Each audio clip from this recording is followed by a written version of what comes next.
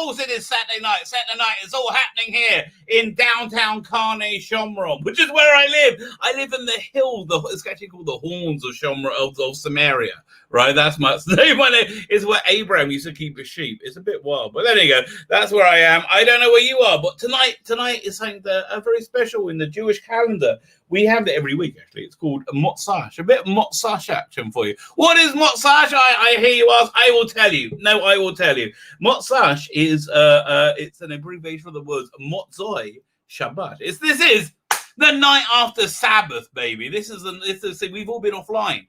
Well, I have anyway. All the frummies, all the Meshuggah of I'll teach you a bit of Jewy words, right? Start you off with a bit of Jewy education. All the Meshuggah of frummies. That's me. Meshuggah means crazy, Frum means religious. All the Meshuggah of frummies. We've been offline for 25 of your Earth hours. I came back online like 20 minutes ago, right? I meant to reschedule the stream for half an hour later just to, I like to go look at the news. I have no idea what's gone down. Probably nothing. We're all here. Sometimes things actually happen. Like things have dropped on Fridays. I'm like, wow, right? Like I remember one time it was during the Trump election. Yeah, it must be because it looked like Trump was going to lose. Right? It looked like he was going to lose all the way. And then, but it really did look like he was going to lose. And then my son came in one Motzach with his iPad and said, check the news. And it was when this thing with Hillary Clinton and the FBI, there were I found like some link to him and Anthony Weiner. I can't remember. It was bad news anyway. And yeah, funnily enough, there was another Clinton suicide. Did you see that? The person who broke the news about Hillary Clinton, about Bill Clinton, and who was it? The Attorney General meeting on the having this clandestine meeting, and allegedly only talking about their kids, right? This clandestine meeting. So that guy broke the news. Just killed himself. My heart goes out to his family. It actually really does go out to his family. Another tragic Clinton suicide. I would like to, I support the Clintons in every way. I think they're completely right to have a private server and blip beach it. Because you know who's thinking there right now? You know who's thinking there right now? Fauci, Jaman. Talk about leaving a paper trail of your own self-destruction. See, this is the stuff I like to wake up to after Sabbath. But anyway, for me, it's a scary time, man. It's a scary time. Anything could have happened, right? You ever saw Stingray? The old story just before Thunderbirds, I think. It was like the underwater puppet show. Dun, dun, dun, dun, dun, dun, dun. Stingray. It's like it's really cool, right? And that's the theme tune. And so it started off with a song going, and the guy he had this bongos going, and suddenly you're in this building, right? And you zoom right into this guy in a wheelchair. And he looks at you like this, really intently. He's just a puppet. But he looks at you like this, says, anything could happen in the next half hour. I'm like, what's going down, baby? This is crazy. And basically what it was puppet men in underwater spaceships fighting each other. That's really, nothing really went down. Nothing, except Troy Tempest, the star of Stingray, had a strange love for Marina, right? Marina was a mute mermaid type person who he met from under the water, who like just looked at him, adored him, but I don't think they ever shagged, right? That's the vibe I always got. It was always like an unrequited love, but they were always like super hot for each other. The end titles was this like crooning song. He was like, Marina. This is the 60s, baby. Marina. Oh, why is there that enchanting smell of fish whenever you're near? I can't remember what that. It was like that, okay? It was like that. But so anything could happen. Anything could happen in the last 25 hours. I really don't freaking know. I haven't looked at the news yet. So I need brave men. I need brave people. I need brave people to accompany me into this brave new world. This brave new world where anything could be possible, right? You ever see the movie Dark City, right? Dark City, where like every night these weird aliens appear, these weird alien men who are all like tall, bald British men, apparently, very pale, would appear and float around, and everyone's life circumstance would completely change. like a poor person will start a house will suddenly grow, it'll be into a wealthy person, and they'll wake up and they're in a whole different life. So that could be, right? And yeah, who knows? Who knows what happens between moment to moment? Who knows what realities shift? Anyway, so I need brave men.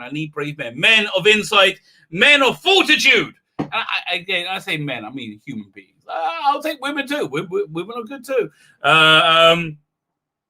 So where to find the bravest men? It is men who make comic books. Men who make comics. Speaking as the one who makes a comic book himself, I have to tell you, you can go running into a burning building to save children. You could do that. But if you're a man, you're a real man, you're going to make a comic book. Let me tell you, it's not as much fun on the other. Actually, that's not true. Making the comic book is by far the best bit. Okay, that's great. I really, really like doing that. Everything else sucks. Like everything else sucks, especially selling it. So people who can do that, I reckon they're up for anything, mate. I reckon they're up for anything. The first person is certainly up for anything. What is his name? We don't know. He's credited merely as the creator. In a strange Jokeresque font. It's a kind of like top font that you would expect to see in a note that pinned onto the corpse of children sewn together, with a note saying "See you next Wednesday." That sort of thing. The children would already be dead. Yeah, in this situation. I just want to be clear. I don't want to be cruel. That would be insane. Anyway, so he's fresh out of a stint in Alabama jail. I understand he did very well. He didn't become an English bitch. Let me welcome you to the one, the only Brian. How are you, sir? How's it going? I'm doing good. How are you? I'm pretty good. I'm doing well. How are you, sir? Good. I'm doing good. It's Saturday morning. Had to do all the fun kiddo things, gymnastics, all that good stuff. And now I'm ready to. I'm so glad about that. That's yeah. Okay, I have to tell you, what is Louis C.K. 100% nails it with raising kids. He says, "What's the worst thing about raising kids?" And it's so boring. That's basically it. You're like, oh, let me read this shit book again. I would never tell the story the same twice because they always get mad at me. Right. I know that one. Every night it is the same book. Every night. Every night. No, I mix it up. So it's Saturday, but now be on the toes. Yeah, exactly. And since I got two girls, it really keeps me on my toes. And again, Louis C.K. totally nails it. Different than boys and girls. This boys mess things up, and I've got two boys, two girls. Right, boys mess things up. And again, my youngest is like 19, 18, around there. I don't know. He's tall and skinny. I don't know. Kind of muscular, actually. Man, that piece of gum is old. I thought it was a fresh piece of gum. I can't avoid that. Huh. Anyway, this is what you shouldn't do, by the way. When you finish a piece of gum, don't reshape it back into the shape it was before you started. Then you'll get confused, as I just did. Boys mess things up. They break things. They destroy things. Girls mess you up. Girls mess get in your head, right. And they break you. I understand that. I've been there. I got two boys. I got two girls. They're all insane, and I'm terrified of all of them. As the same person should be. So your kids are 3 and 6. You were telling me. Yeah, well, one's almost 7. She thinks she's 16, and the 3-year-old thinks she's 21. So it's there you go. I can't even imagine. Well, where are you? You're in on the West Coast. I'm in Arizona. Yeah, different world here than the West Coast. Right? Yeah, I was like, well, I don't know. That's where they're running to now, isn't it? Yeah, well, I'm originally from California. They're like, oh, we blew up our paradise. We're going to come live with you. Yeah, well, I originally grew up in. We're going to do exactly the same stuff. California. Yeah, and I moved out here. I left California to move out here. When I grew up in California, it was great. And in the 80s, it was fantastic. Sarah Silverman says, whatever happened to that white poo that used to be on the adult poo that used to be on the streets in the 70s? I say it was a better time. You never see that anymore, right? That white dog poo, never see it anymore. In the 70s, with a big old Cadillac, yeah, you did. Where'd it go? I think the world was better back then. That's why. I think you're right. I definitely think you're right. There was quite a good English TV show that they made an American version of, which was abysmal. But the pilot wasn't bad. But it was completely copied the English version, which was this cop is shot or something, or incapacitated on duty. He wakes up, and suddenly he's in the 1970s. He's a 1970s cop, like in a 1970s cop show. And so he's like, what the hell? And it's dealing with that culture shock. So yeah, the American version, I think the original version they had Cole Meany play the brash 1970s detective he comes up against. And in the TV show, it was played by Harvey Keitel, which you would have thought would be great. Cole Meany was so much better. It was Mr. O'Brien from Star Trek. So there you go. A little bit of background information. Don't know how we got to that, but there you go. Let me just say, ladies and gentlemen, as you know, like most comic readers, I am a frail and a cowardly man. So I need not one, but two compadres to enter this brave new world. Now, this other compadre, I think it's the second time he's been on my channel. I'm pretty sure he's been on before. So hopefully he knows what to expect. He first got into comics when he was rescued from a Jello fighting ring in Arizona. He was very good. He was quite vicious. And his Jello need to be changed 3 times a day. I'm not going to tell you what happened. Anyway, since then he's rehabilitated himself. He's made some awesome comics. He's got his new awesome comic out tonight. He's the one. He's the man. He's so dangerous to know. It is, of course, Clint. How you doing, mate? Hello. What an introduction. Thank you. I do my best. That was great. How are y'all doing? I'm doing good, man. I'm doing pretty good. So I thought, now you picked up Hale Turner, you're a posh Turner man, right? You're not going to slum it doing your own campaigns. What's going on? I think it's quite cool that you are, by the way. But how's it going? Good. Yeah. The campaign's been going really well. It's been kind of interesting with Alterna plus crowdfunding. Like I had this vision of, I think this is a possible future for comics, to make sure you get things funded. It really works. Right. It does. Yeah. The crowdfunding pays you and the Alterna gives you distribution. Exactly. Yeah. And when it comes to Alterna, then it's like the pressure's off at that point. I mean, you want to sell books and get in front of readers, but it's honestly, that's the bottom line. Bottom line. I want people to read my stuff. Exactly. Yep. Yeah, you see like so many comic pros online that are they complain, especially like the Image deal. Like you get published with Image and you're not making a single cent, and you had to like invest ahead of time to get ahead so many issues. And they find out like in Jim Zub's case, he has a blog that goes over all the numbers, but he didn't break even until I saw that 10 years later or something like that. Jesus. Yeah, it's insane. So it's not good. It's not good. Yeah, listen, I'm about to wrap up my first campaign. It hasn't been huge. It's been a fair start campaign. I'm hope to finish about $8,000. Congrats. Thank you. So I'm like really happy. But I'm then thinking, well, I'm doing so much better than like IDW, which is like minus like 2 million again. I was like, what the hell? How does that even happen? Yeah, well, $8,000 is enough to make a comic. I mean, I'm ready. It's already go. The print files. A few more pages come in. I'm expanding it, so I'm adding. I'm just getting the new artwork in for it.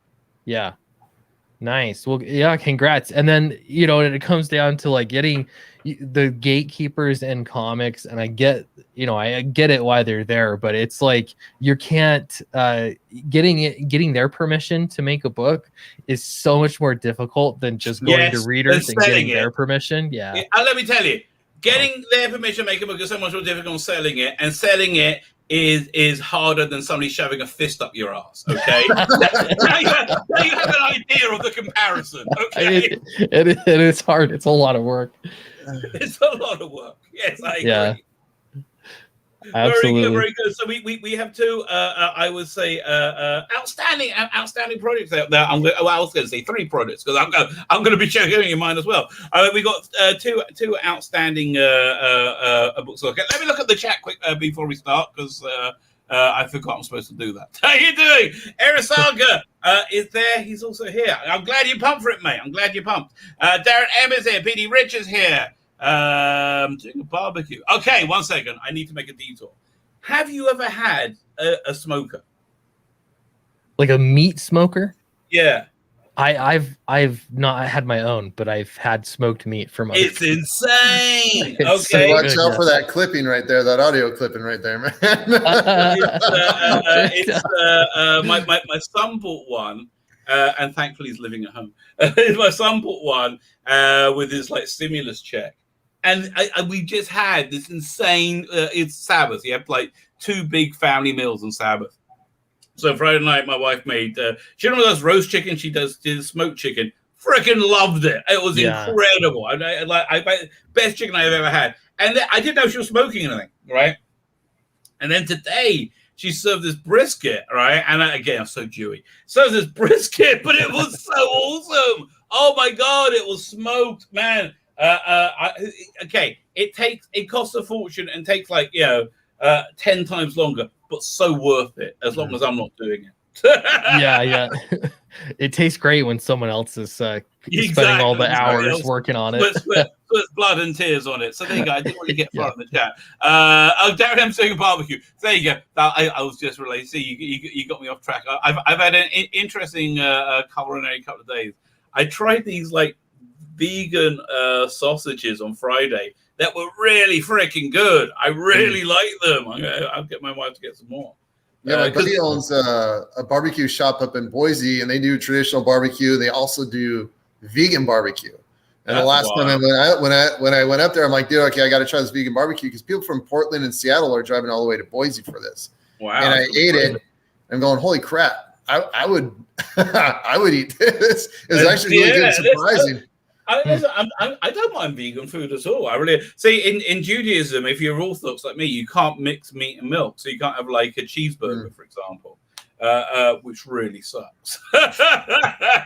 So when you find like a decent meat substitute, you could do that. It's really good news. It's really good news. Right, let me get back to the chat. Darren MPD Rich, Critical Plus, how are you? Shalom, Shabbat Shalom, Mother effer.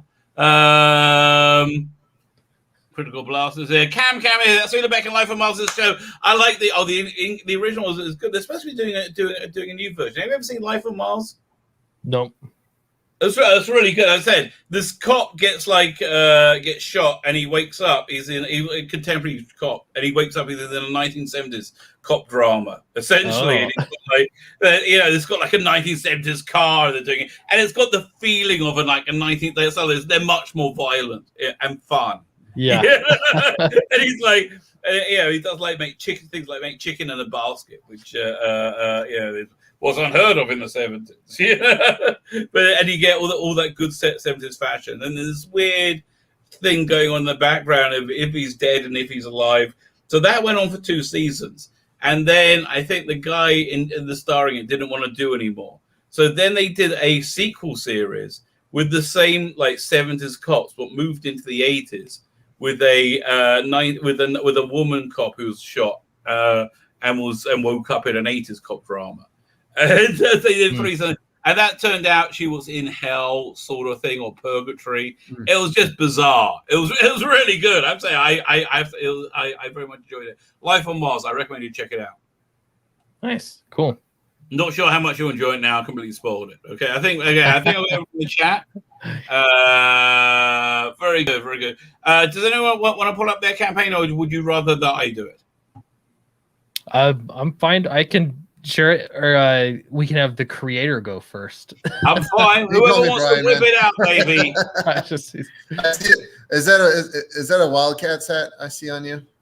This is there we go. Okay, never mind. Sorry, I thought I saw an A from being in Phoenix. I was like, come on, man, don't be wearing. Oh no, yeah, it's good. It's a Ninja Turtle. The first. Okay, that works. I was like, I was like, is that a U of A hat? Let's have a look. So you have to. Oh, Yeah, very yeah. cool. Very cool. It's this is the Kevin Eastman signature hat. I had him on my stream once, and he was wearing one. I think it was a different color though. It was like 2 different colors. So I was like, "That's a cool hat." He's like, "Yeah, I sell them on my website." So I picked one up. That's pretty cool. The Ninja Turtle people are second only to Kiss in being able to market their genuinely very, very good stuff, right? I know. His website, he's got like, he's I mean, in a good way, he's milking it for everything because they don't own. I love all that stuff, man. I mean, I love that hat. It's awesome. Yeah, this is like the only Ninja Turtle thing IP that he still owns, which was the first sketch. So, so he's selling that. Man. Yeah, because I mean, they sold all the rights. I guess I gave him a truckload of money for it. So Did you watch that documentary on Netflix about? Yes. Yeah, that was awesome. Toys That Made Us. Yeah. I had no idea that story went so deep, and I didn't know he bought a tank. I was like, what, a tank? Yeah, it's nuts.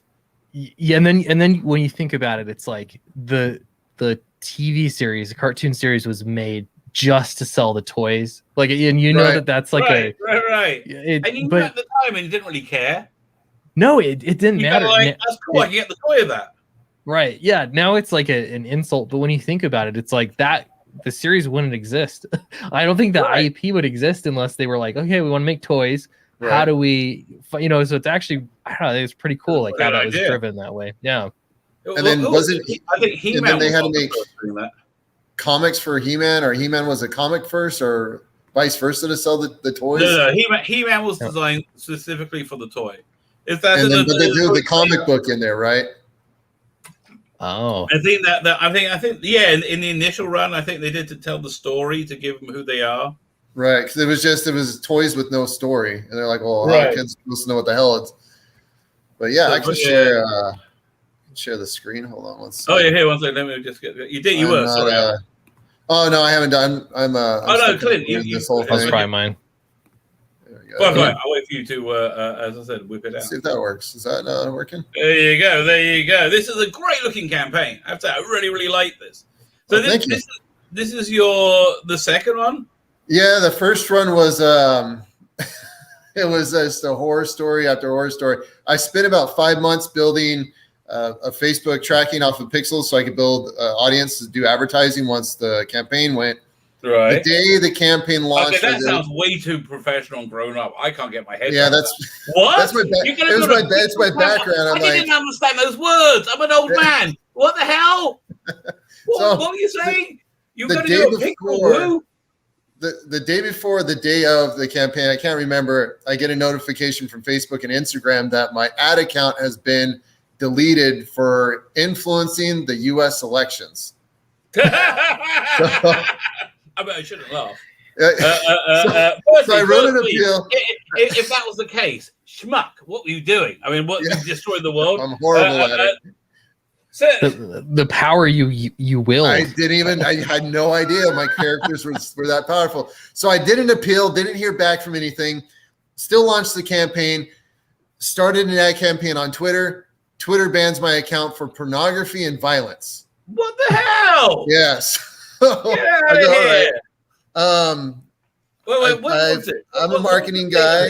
I can do this. Was this January? No, this was in what? I don't even remember when the campaign. This was before the election happened. So it's crazy. This had been. I think it was October. I'd have to check the second campaign. I've kind of tried to block that trauma out of that campaign already. So 30 days. It was a 30-day campaign. I tried to just do as much as I could with basically having no access to advertising, and that's my background is advertising. I was still able to raise $1,500 or something like that. But I'm a fixed goal person. I just feel that it's a trust factor for buyers to do a fix. It's all or nothing. So that failed.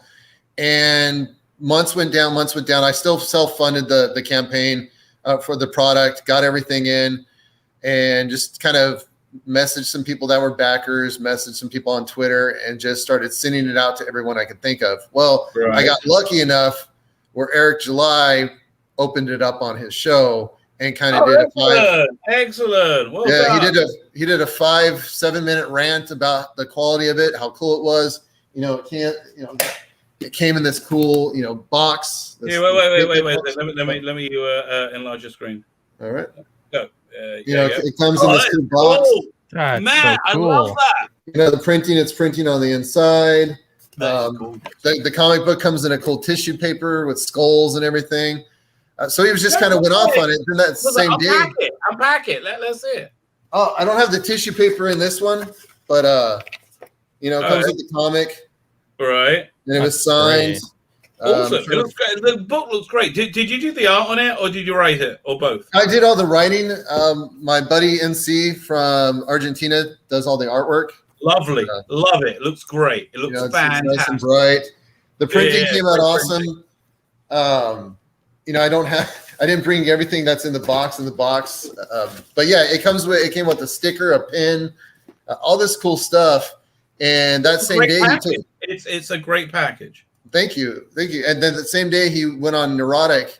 I can't say that word. Neurotic. They talked about it, and I just started getting orders in for the first. Yeah, I imagine the first one. So it was cool because then I finally stopped having to pay out of pocket for the second issue because we've already been working on this thing. Right. I've already bought all the swag. I've already bought everything that's going for the second issue in hand. So it was nice to start getting the replenishing of funds. So now we're on. Now we're on tape 2, which I got a little smart about it. I'm not a real social guy, so I forced myself to get into the streaming circuit, which why I'm here today, and that's kind of helped me out a lot. I've met a bunch of people. I'm working with some crazy artists now, and we're already got plans on what tape 3 is going to be. But for tape 2, I think we're doing pretty well. We're 4 days in, we're at 42%, and we still have tons of shows. We have a lot of unlocks to do. We're going to be doing a lot of you're going to get there. Stuff like that. We're going to do art auction. I have Clint. You probably heard of Esquivo from Page One. He's doing a mini comic series for me. We're going to auction off the artwork that he does there. So going through the artwork or going through this campaign, it's a 48-page perfect bound. We're doing high gloss. I have to tell you. I mean, that's for me. I think that's really the selling point of it. It's such a great package, right? It's not. This is really you only get this crowdfunding, but there's so much love and care and attention in everything of this, right? And it's I would say it's executed beautifully. Thank you. Being a product development guy, I really wanted to come at this from a product. You can tell. I get it. This is your day job, right? As well, like product design. Yeah. My wife and I we own a clothing company, so I just took all that and brought it over here. So we're doing a perfect bound. It's going to have an embossed and foil logo. I'll show you on the bottom here. Right. So this is the cover, and we got the plate. So that is going to be an embossed logo with the gold foil. I'm loving. Do you ever see this? It was the first digital comic called Shatter from the 80s.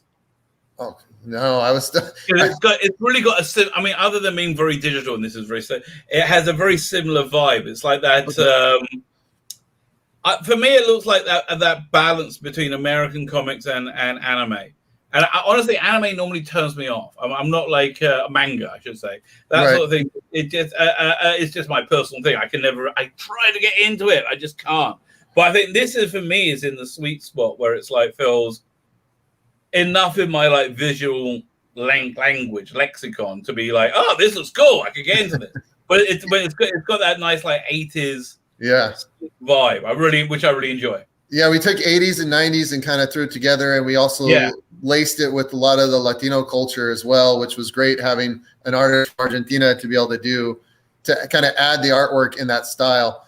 So just the first few pages, you'll know all these guys. You know Freddie Mercury, you know Kurt Russell, you know Blondie, you know Axl Rose, you know Cyndi Lauper. So these are gods to these people in this comic book. They get these transmissions from Earth, from a different dimension, parallel, and they think the movies are real from this planet Earth. So they've actually turned these people into gods.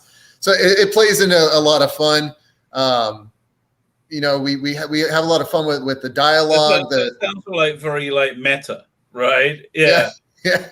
So I've told this before. Everybody that's in the comic book is actually a person I know in real life. So their personalities are real people. The dialogue, how they talk, is how these people talk in my real life. Well, you know, I mean, this is what writing is essentially. I mean, you take people in real life, or you make them in your head, but they're like consistently that person, that voice. Well, it's a lot easier to write a character when you go, well, how would so and so act in this? Exactly.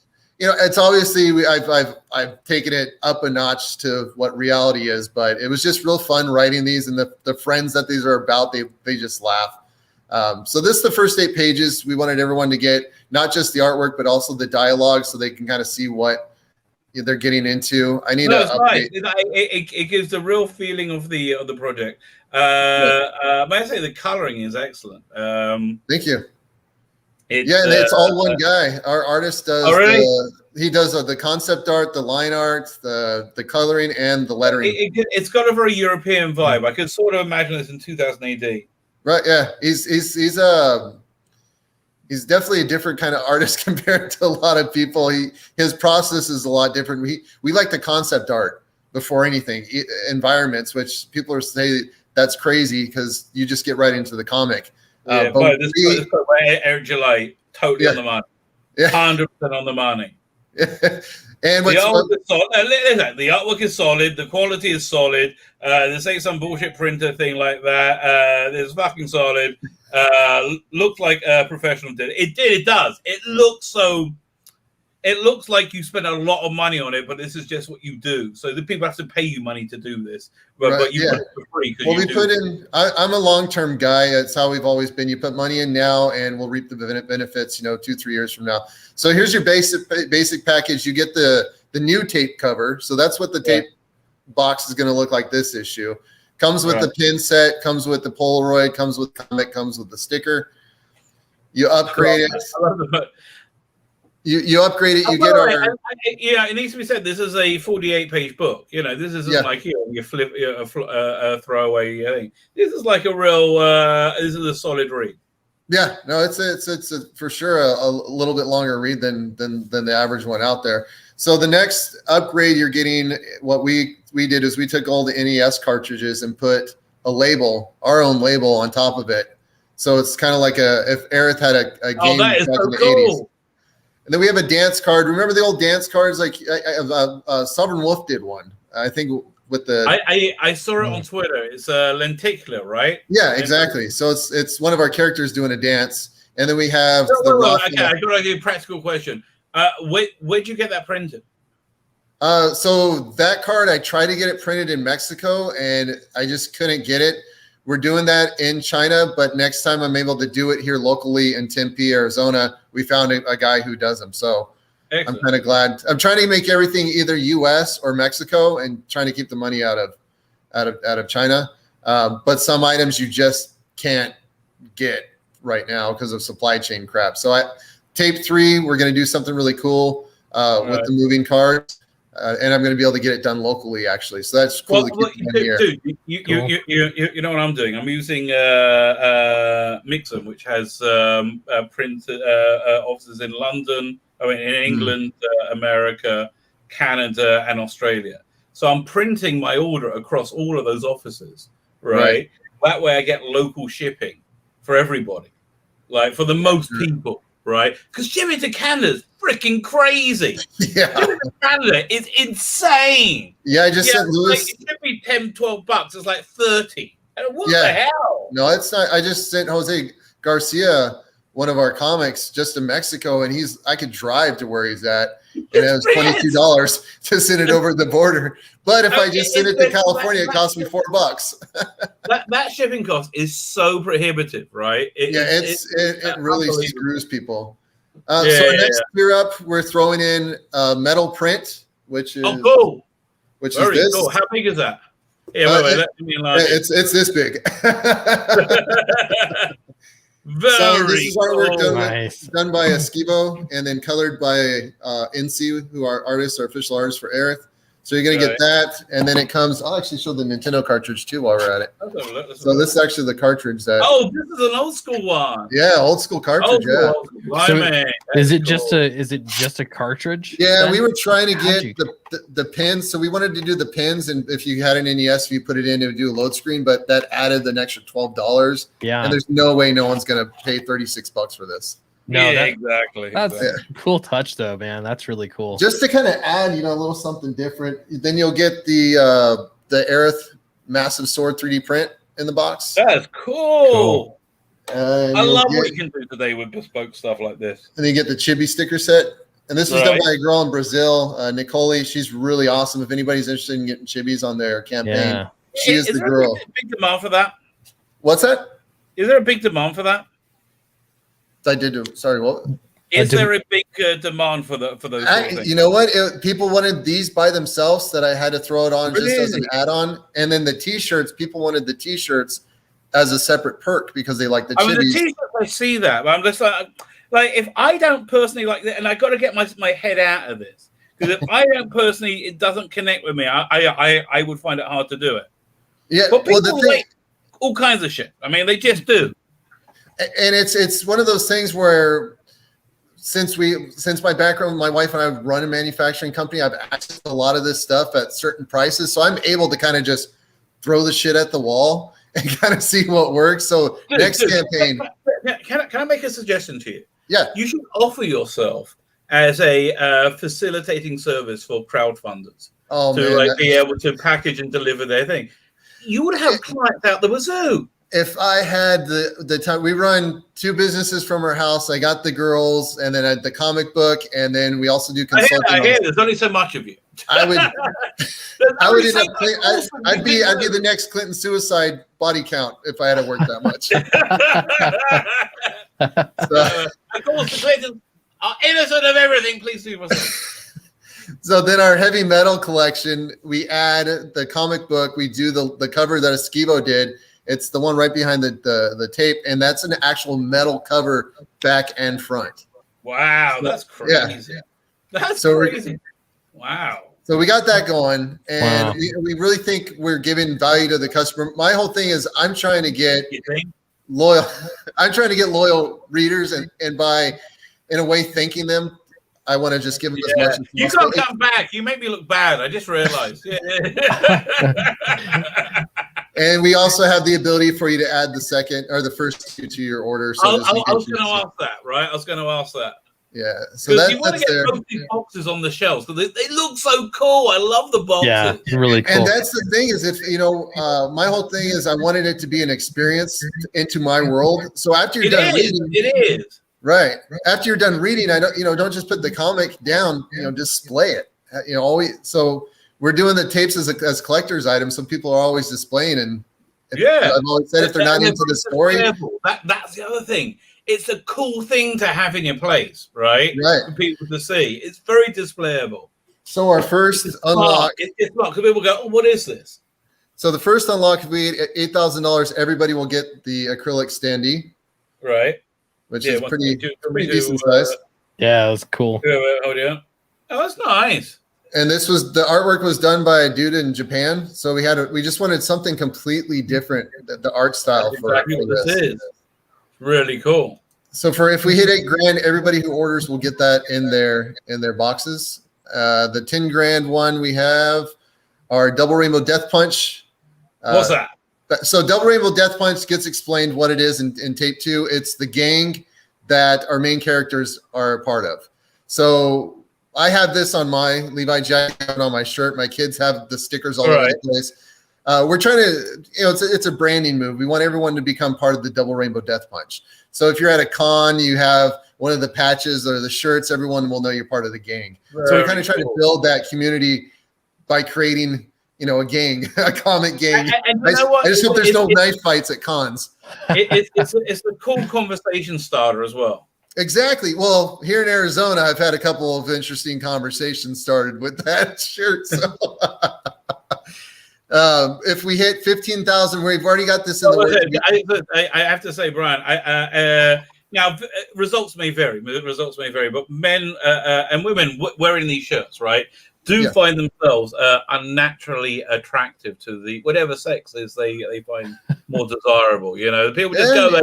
They are drawn to it, and they go, "Hey, what's that shirt? Tell me more about you." You know, that's what happens. That's what happens. Right. I'm happily married, so I of course would not wear. I am too, and if I wasn't, my wife would kill me. So exactly. But she's from Puerto Rico. I have no choice. I'm either married to her or dead. Those are my options. For those courting out there, maybe you want to invest. That's what I'm saying. Yeah. So if we hit 15,000, we've already started working on Esquivo's drawing the whole 12-page mini comic. If we hit 15,000, everybody will get it in their package. We might do it anyways. We'll see. We're going to see how the campaign goes. I'm really hoping we hit there. If we hit 20,000, we've actually got this kind of put together. We're going to do a live action poster, very Hollywood style poster. Let's get you there. Clint, can you get him on Ethan's channel? I need to borrow some of Clint's funny money. I can't. Right? I just backed the campaign. I can tell you that. Oh, thanks, man. Oh, really? There you go. Yeah. Thanks, man. So, we added our add-ons, the chibi stickers, the chibi shirts. You can get the metal variant cover, which we talked about. It's metal front and back. And then this cool thing, a hollow pixel variant cover. So this is the actual, that's the actual chrome pixel holographic paper we're using for the variant. That's very cool. We're just trying to get a little crazy. We found out we have a big comic printer here locally. Right. And I contacted them. So I went down there and I walked in and they just have they have too much stuff for ADD guys like myself, because I'm in there touching every piece. I'm like bending everything. The GIF you put on here, very clever. Thank you. Yeah. I understand it because of this. Yeah, it was hard to explain. I was telling people it's like pixels, but it's chrome, and they go, well, "What the hell does that look like?" You go, "Oh, I got to go drive down there and take a damn video now." You designed my campaign. Oh, it's killing me. It's just and what we're doing is the first 75 backers will either get one of our hand painted Airith 3D prints. Oh man, that's cool. So either one of these or either one of our Todd Boy 3D prints. He's a pretty big boy. Nice. And the mini comic talks about this guy. Do you print them like yourself at home, or do you? Yeah, we have my buddy. I just bought him. He runs a bunch of 3D printers and he mines Bitcoin, so he's got a warehouse. And we bought him some resin printers, and he just prints these out. I mean, it's fun. Because I'm always fascinated by 3D printers. How long do one of these things take to print? It really depends. Like the sword, we can put 3 or 4 on a plate. It's a couple hours, but you're just sitting playing video games while they print. So it's not too bad. I mean, I whatever it is. I'm just curious. Like the figures how much would they be? How long would they take? So a big guy like this is a couple hours to print. Okay. But if you can fit 2 on a plate, it's pretty good. So and you're just running, you don't have to do anything. You just start it, put it let on it go. Overnight or whatever. Go to the grocery store, come back, start another one. Yeah, look, listen, that we can do it at all is incredible. Yeah. So you can do pieces, you can do huge things. Clint's got characters that he needs to turn into figures. I know, man. All these things. I'm like, oh, there's so many ideas. I've been thinking about the box printing stuff even, but you've gone so far. Dude, if you're interested in box printing, DM me, man. I'll get you and you too, Rabbi. If you're interested in box printing, let me know. I'll send you a contact. I am now. Let me tell you. Now. And then just the team, myself, NC, Esquivo's doing the 12-page book, and then our inker, Tiago, and so he's going to be doing the 12-page inking, and that's all I got to sell. Really? Just that. Okay. Well, you're doing pretty good. If I may say so. That's awesome. That's freaking awesome. So let me ask you, how do you get into comics? So I've always read comics. What was your first comics reading as your kid? Jeez. What's your first comic? First comic was I know I had X-Men. I got X-Men comics from a garage sale when I was like 8. So we're looking like 87, 88, 89. Oh, nice era. So then I got really into that's like the John Byrne stuff, right? You know, I wouldn't even remember what I was reading back then. Because then I stopped because it wasn't cool. Past, was that it? I still have them in boxes. I'll have to pull them out one day. To me, that cover when they're like got Kitty Pryde and Wolverine and all the like captured people behind them, it just so burnt into my memory. Right, it was so part of my. Well, I stopped reading them because they were deemed stupid where I kind of grew up. So I stopped reading them, but I was still collecting. I got a couple of old Star Wars comic issues too back in the day. Cool. What run? Do you remember? Is it like whereabouts in Star Wars? I literally have to pull them out of a box. My wife doesn't let me have anything in the house. Don't let her hear me say that. And it's been years. It's been like 10 years since I pulled them out of the box. Then I got into like the Cable stuff. I really liked the way he was drawn in the 90s. And then we got into like obscure stuff and got into Dungeons and Dragons in the 90s, and then started getting into like the Warhammer series, stuff like that. The game of the cartoon. What's that? Dungeons and Dragons. The game, of course. Yeah. I had to clarify. What do you want at me? But it was one of those things too. Is none of my friends knew I played that stuff, and now they all play it. Because if I would have told them that then, I would have got my ass kicked. Yeah, dude. They said the meek will inherit the earth. Did you enjoy it? That's what happened. I think I remember hearing that in Catholic school one time or another. That's what really happened. Yeah. So, and then I started writing at a young age. And I actually used to be able to draw until 17, and I had my hand crushed in between a car and a car lift, and I had no usage from here to here all the way down.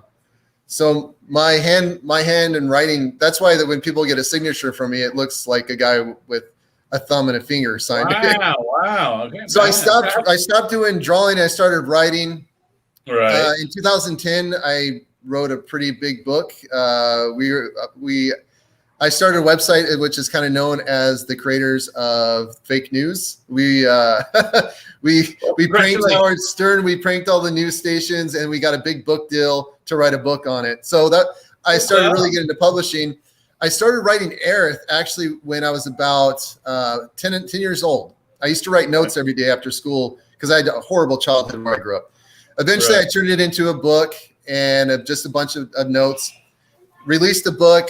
Had to work with an editor because I'm very dyslexic, horribly dyslexic, and the book just wasn't what I wanted. So my buddy said, "Hey, you should try, a comic." I'm like, I don't know. I love comics. I'll still buy some if they look interesting. Obscure stuff though. I said I'll try to do an animation. So I tried a 7-minute animatic, and I learned animation is way too expensive. So I said, we're doing the comic book. Yeah, animation's crazy. So we tried. I went and I minute. What's that? $10,000 a minute is for crap animation. It's ridiculously expensive. So right. I mean, it makes you that like Funimation Star Trek show look good when you realize how much everything freaking costs. That entire voice cast. I couldn't even figure out how to budget it. I was sitting there going, you have to have $100,000 just to be comfortable with doing an animation. That's where it pretty much starts. Yeah. So I looked for an artist, and our book is very heavy. It's got Spanish and stuff, and a lot of Spanish culture in it. So I had to find an artist that understood that. So while I'm writing, they don't go, well, what the hell is this? What's that? And someone who understands the dialogue. I got lucky to find this dude in Argentina who is an 80s nerd and 90s nerd like myself, but he knows how to draw and he speaks Spanish. So I just, from then on, have just been really, I've been obsessed with this now. I'm obsessed with this now. My daughter is drawing Airith comic books now with, 6-year-old drawing comic books of Airith. Cool. She draws me characters that I have to put into the comic now. She created a character called Death Rose Queen. I'm like, come on. So that's how I got into it. It's been really just an accidental process. Man, but I think I found my niche. Dude, but you should just read more comics. Cool, I can give you a whole list of comics because comics are awesome. There's a ton of comics out there that you should like that. There's a whole 90s Vertigo range that was late 80s, 90s, which was you should read the Azzarello Hellblazers. They're fantastic. There's like a cult crime noir, really, really creepy, great artwork. Mario Fusen. But there's so many great comics out there that aren't superheroes, which I think. Esquivo's got me wanting to try to collect all the Athena 9 comic series with David Finch. I don't know. That sounds like an image from like the late 90s, right? The art looks, the coloring on it is really awesome, and it kind of has that the old MTV Iona Flux feel to it. If you remember that cartoon, dude, you should go for like really completely different, like The Adventures of Luther Arkwright or something. Have you ever seen anything like that? Nuh-uh. Here, one second. Let me pull it up. So this is a crazy comic, right? This is a crazy comic. It's he started in the 90s, and he was really ahead of his time. And nobody got it. Let me get on bigger image. This guy called Brian Tolbert. He started in the 70s, I said. It's really ahead of his time, and nobody had seen anything like that. It's really grungy. It's a really here. I'm just pulling images of it as we're talking. It's really grungy. It's really, really detailed. I mean, it's like this incredible detailed pen work. It's about this like bizarre parallel dimension story with this like crazy here. I'll tell you, just get this picture, and this is a modern picture of it. He's working on like a third book of it now, I think. But yeah, so he did the first part here. Let me share the screen. Brian Tolbert, he did the first part in the 70s, and people didn't buy it. People like just couldn't get their head around it.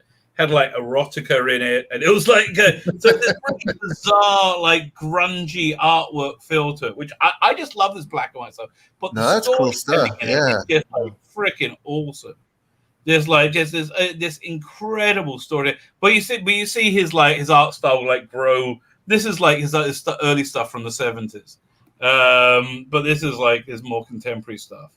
Yeah, but I like the grit to it. Yeah. No, but you should pick one up from Amazon because it just this is an ode to visual storytelling. It really is, and it seems like you're a very visual storyteller. That's what I have to do. Yeah, well, I didn't want to get rid of your page altogether. But sorry, I closed it once you. I'm sorry, I was just going to cut off it for a second. And I was taking notes of all the different comics you were saying, so I can buy. Oh yeah, but I know. Okay, Alan Moore. There's so much in the medium you would love. Oh my god! Well, I got a bunch of Indiegogo comics. I still got to go through. That's true. That's true. Yeah, listen, there's a lot of good quality out there. There is. There's a lot of very, very, very good quality out there. And that's what I've been trying to tell people that I know, like, hey, you really need to go check out Indiegogo and see what because they're comic, like, they're big 3 comic guys.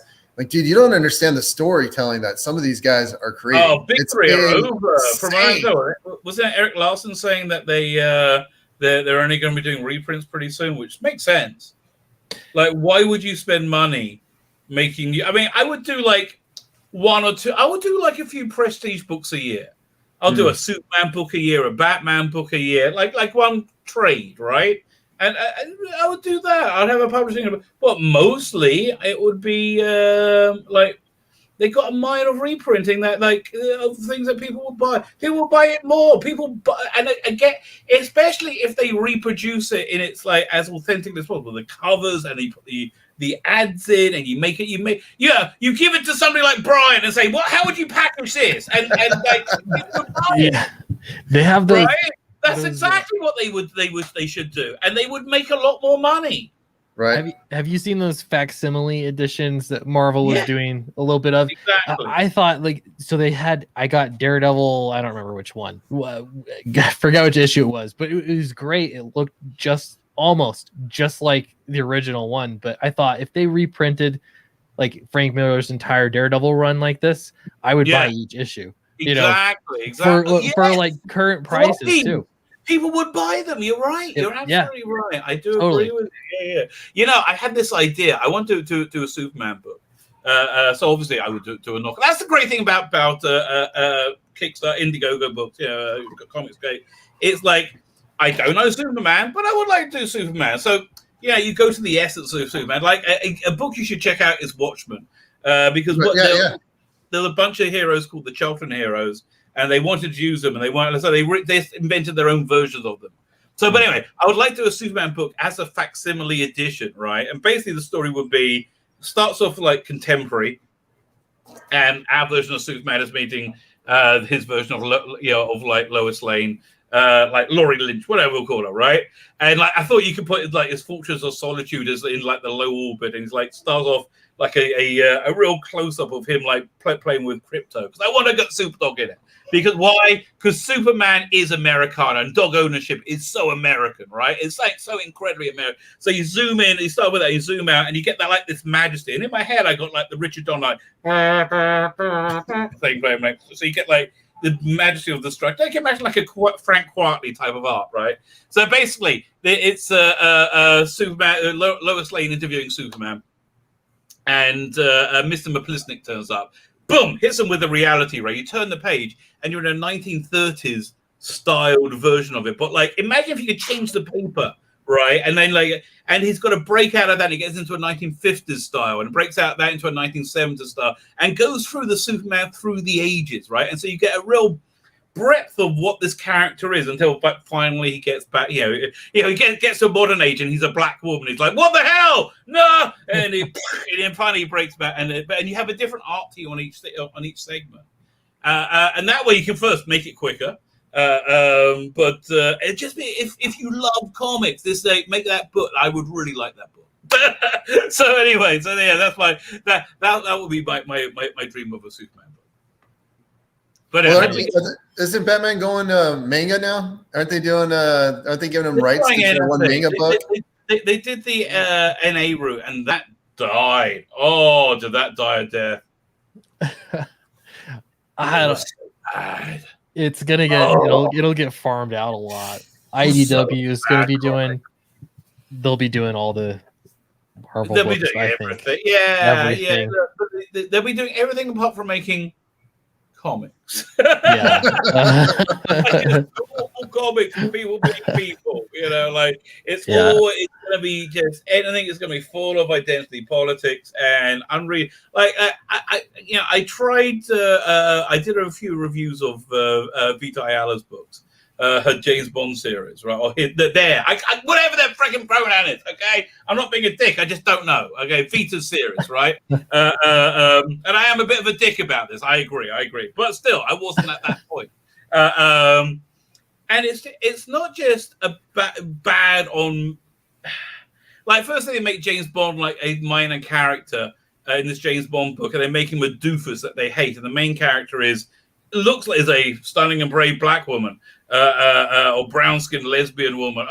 Whatever. It's basically Vita Ayala. Vita Ayala is that's a bad idea in of itself. That shouldn't be good. But the technical ability of writing is shockingly bad. Like, there's no pacing in between the panels or the pages or the story. Like this stuff. It's just like haphazard and disjointed. I mean, it's just technically, on a technical level, some of the worst writing I've ever seen. It's symbolic. That's it seems like that a lot of the comics now, they're just trying to make them symbolic. They're making a statement out of them rather than making a story. Look, my first love is always Doctor Who, man. Doctor Who has been like sacrificed on the altar of woke. It's garbage. It's so unbelievably bad. When it's on TV, which is not often, thankfully, the ratings sort of go like this, and then go as soon as it comes on, go down, and then because it hits the protein goes down, and then it's on, and then it finishes, it goes up again, more. And like the thing on before it is about, and I'm not making this up. Okay, this is really the show, an hour-long show about walking in a wet countryside in England.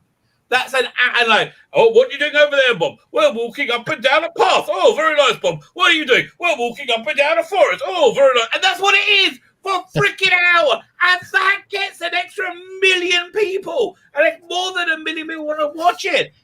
So literally, people will say, would you like to carry on watching TV or would you rather jump out the window? 1 million people go, Yeah, let's jump out the window. It's still Doctor Who. They're like, well, you're making sense. You're making sense. That's how bad everything is. Oh my god. Yeah, I was just having a conversation not too long ago. We grew up on Monty Python, and my buddy was just saying, dude, you know for a fact you could not release a Monty Python film today without people shitting their pants. Yeah, it's Blazing Saddles and other, or even any Mel Brooks movie would not be allowed in the theaters today. In hope that the woke crazers don't find out about things. Because the more they know about, they're more like, oh, let's destroy that. Yeah. People like that. Speaking of people liking it, Tyler points out very accurately. This is why even comics. Now, I have a folder of her stuff now. That she's the go-to Miss Rabbi right now. Okay, we're going to rename her New Mummy. I've told the kids, you see this picture? We're calling her New Mummy. Okay. Yes, we are. I have a whole folder of her stuff. Sorry, carry on. No, I was gonna say that's why they won't reprint a full run. You know what I mean? In the comic book shops, like if they just said we're gonna revisit the '80s and just start printing them as though they're so much better. It's so much better. But they wouldn't do it because there's enough in there that's just not PC. Enough. Like they won't do it. It's not even It'd that. Be blank pages. It'd be like the cover and blank. They'd be cutting things out. So much greater competence at storytelling.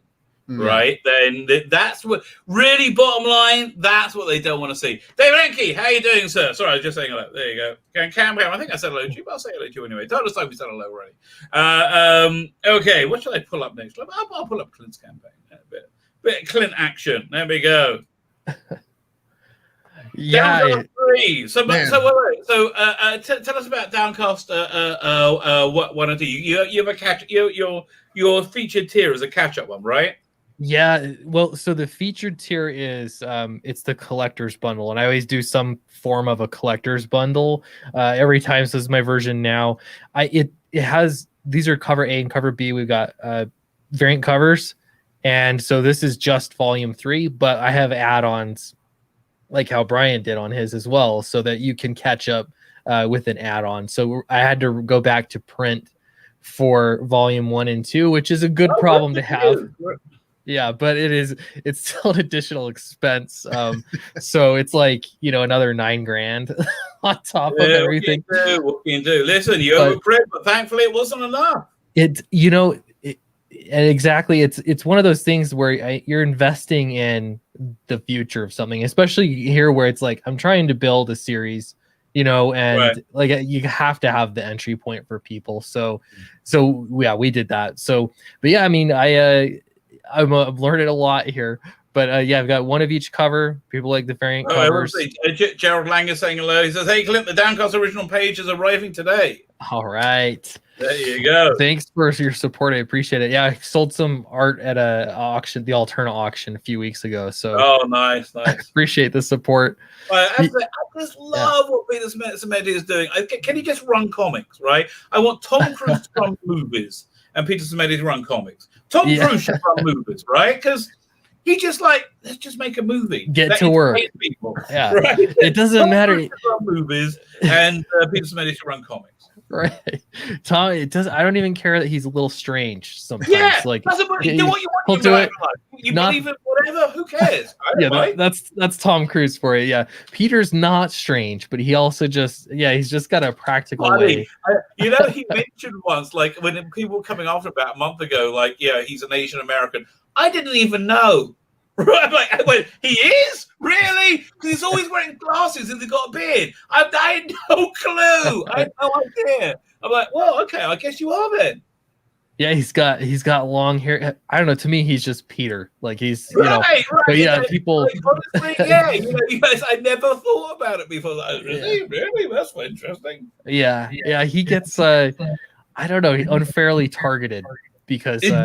Why? Because he's good. Because he's good at what he does. Wait, let me ask you: Do your alternate versions, are they on newsprint, and is your original version on newsprint? Yeah, so they're very different print styles. So the alternative version is newsprint. I think I've got one. I can grab one real quick. Hold on. Here we go. So here's the alternative version.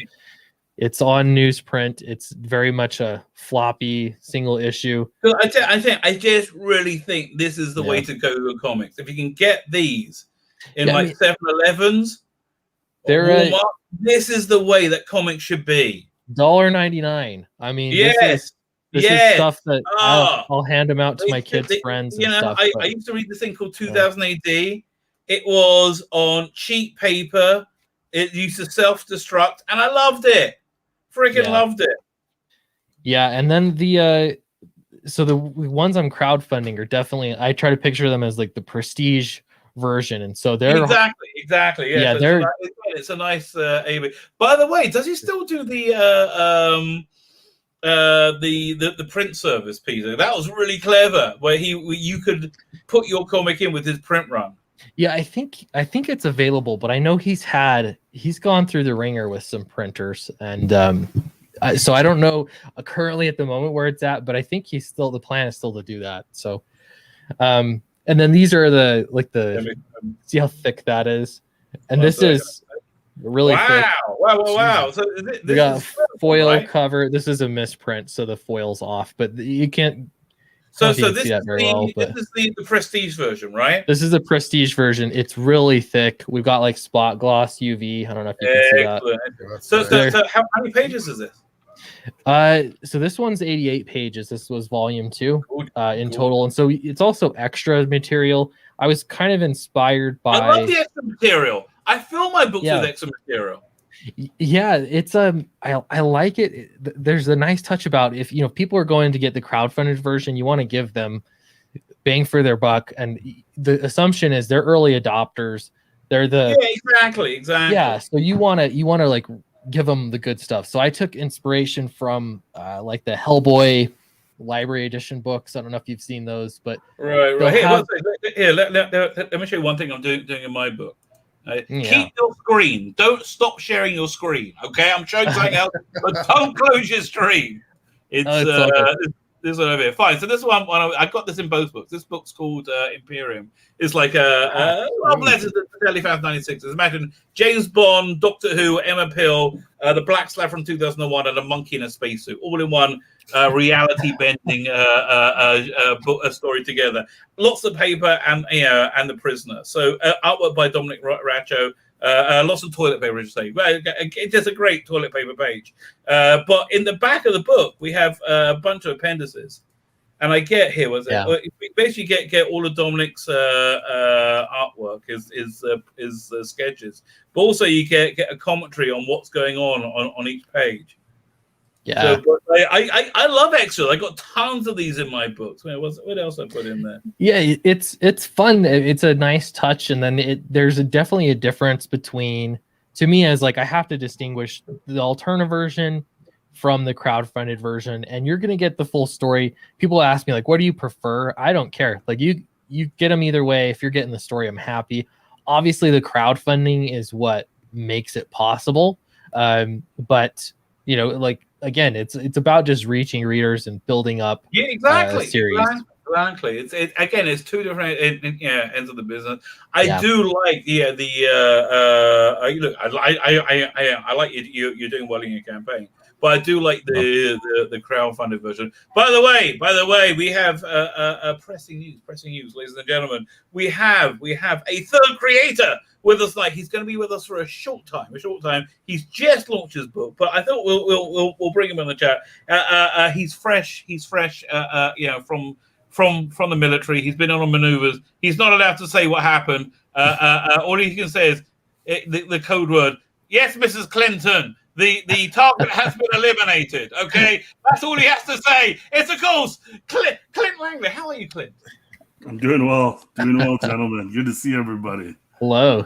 No, it's a nice Saturday afternoon going on. I've been listening to you guys and looking at your projects, and damn, looking at the packaging. You got going on. Really good. Packaging's really good. You're right. Damn impressive. We all like the packaging. Yeah, anyway, yes, we're in the midst of looking at Clint's book. But Clint, would you be able to share your book? We'll throw it up next, and we'll. Look yeah. You guys keep going on. I don't want to. Okay, very good. Yeah, I don't know. I've been the rounds for sure, so I'm just having fun, like listening and looking at your books. So I'm not. Yeah, we're doing well, and I feel like I'm in that stage where it's like everyone's heard about this, surely, but No, I you've know got it. they haven't. The more you go, the more you sell. Yeah, you Right. go. Yeah, absolutely. I got it. Like when I get these final pages in, I'm going to do a final round on my book, and I'm dragging my feet doing it because I know I just got to push myself and be on and go and go and go and sell and do that for a good week and round off the campaign. I know we'll get an extra few grand in, right? And it'll be a better package for everyone. Oh, but yeah. you've got to do it. Yes, that's the thing. You've got to do it. You know, it's interesting. I like this week I thought, okay, we're waiting. You kind of get into the mid campaign where everything slows down and then you start panicking. Like, what am I doing? You know, and so I started. I was thinking I need to do a mid campaign push and like save. Keep the powder dry a little bit for some kind of mid campaign push. So like last weekend, I kind of, we went out to the lake and I just like, I'm going to take 2 days and just chill. I did decompress. The campaign totally stopped. And then it was like, you get more productive doing that. I really think so. Cause you can burn yourself out for sure. I've been there. But so this, take the weekend off. I'm just don't stress about it. And then I sent out a new email campaign. I really put a lot of focus on my videos, the clickbait, it works. But so I tried to focus on that. And I had such a great push here. We jumped up from 24,000 to now we're almost at 28,000. And so excellent. It was just nice to sort of reset and then, try to attack it from a few different angles. So it's been a really good campaign, and I'm looking forward to see where it goes. So cool. So each book is what? How long is this book? How many pages? So they're getting a little bit longer every time. So this one, the main story is 64 pages, and then you're crazy, dude. It's finished too. Jeez. So finished, and then we have an 8-page backup story that I'm drawing. So that was something that people asked for. Don't get too excited. But it's I kind of like it that Grant Morrison when he did was it the Invisibles? He drew the last page. Yeah, it's a personal touch. I guess that's how I'm looking at it. People ask me to do it. I don't know if I'll ever. Your fans are gonna love it though. However, seriously, they're gonna be like, "Oh, he did it. That's cool." Yeah. So it's more of that. And it'll this is again part of the crowdfunded version. That's for those fans that are getting the book and really supporting it, making the series happen. So yeah, a little bit longer. So total is 80 pages. We got fan art. We had a fan art contest. So there are going to be pages with fan art, which is great. Man, some of the fan art, I'm like, these guys, I need to hire some of these guys. It's so good. Yeah, I know. Well, Beyond Time, how you doing, mate? Just want to say hello. Carry on. Hello. Yeah, so the book's done. This has been one of the biggest things with this campaign is finished book production first. I'm trying to make the turnaround time so it's more quickly turning around, and we'll see. So, but that results in me doing pre-press while the campaign is going, and the pre-press always takes longer than I think it's going to take, even though listen, I budget 10 pages a day, right? Yeah. If I get 10 pages done pre-press, I feel like I've done my bite for the day, right? Yeah. 10 pages a day is it's work. It's real work, and you got to budget that time. It's real work. Yeah, thank God. I got mine ready to go. Everything's ready to go. I'm waiting for my new page coming in. Just getting the artwork in now, but it's the pre-press is all done. But that's a big job. That is a big job. Everything about making comics, other than making comics, sucks ass. It just sucks. That's how great it is making comics. That's how much you need to make comics, because you have no idea how awful it is making. No, that's the good bit. Everything else. Yeah. Making the comics. It's funny because I think people in my neighborhood have been starting to get wise to what I'm doing, and so I get a lot more questions, and it's always like questions like, so people read people aren't into comic books around here. You know what? I had one person ask me once, like, they were surprised that somebody wrote comics. I'm like, what? How do they? How do the characters know what to do? Captain America's not real. Well, that's what they're like. Well, writing, you write comic, you don't draw them. Like, well, draw an 8-page story, but the writing, maybe like, right, yeah, or like people write TV shows too. Even though it's acted, like someone's writing it. So people are, again. I said this to my daughter today. You cannot overestimate how stupid people are. Yeah, you can. I do it all the time. They were talking about. She was talking about the story of the girl, many stories of the girl, like having a baby, not knowing she was pregnant, like a high school girl. He was like, "What? You didn't know she's not getting a period for 9 months, right? That didn't prop up on you." It just happened. It's coincidence. You never know. I don't know, but I'm like, yes, that's how dumb people are. That's hey, Clint, true. are you doing like the full page for each fan art, like one fan art per page? That's the plan. I might try to take one of the pages and fit more on, but so I'm definitely committed to doing with the one winner. They got $100 Amazon gift card, and it was a great piece. And so it's like that one we want to feature, make sure it's full page.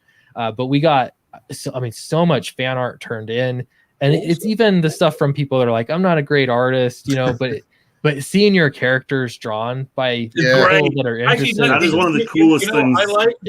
I like seeing another artist realize my artistic vision. Yeah. Right. Because you get a whole other mind comes into it. Right. And it's always better.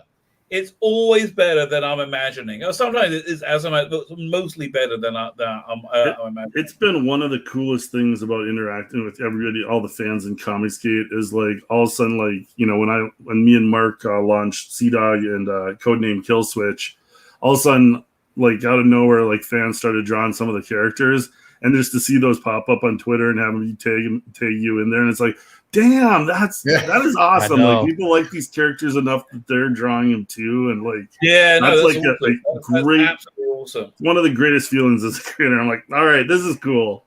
Yeah, today was my first fan art experience. So when Clint brought that up, I was like, you can do more, because I've commissioned people to do variants. That's one thing, but to have someone go and sit down and go, I'm going to draw this dude's character.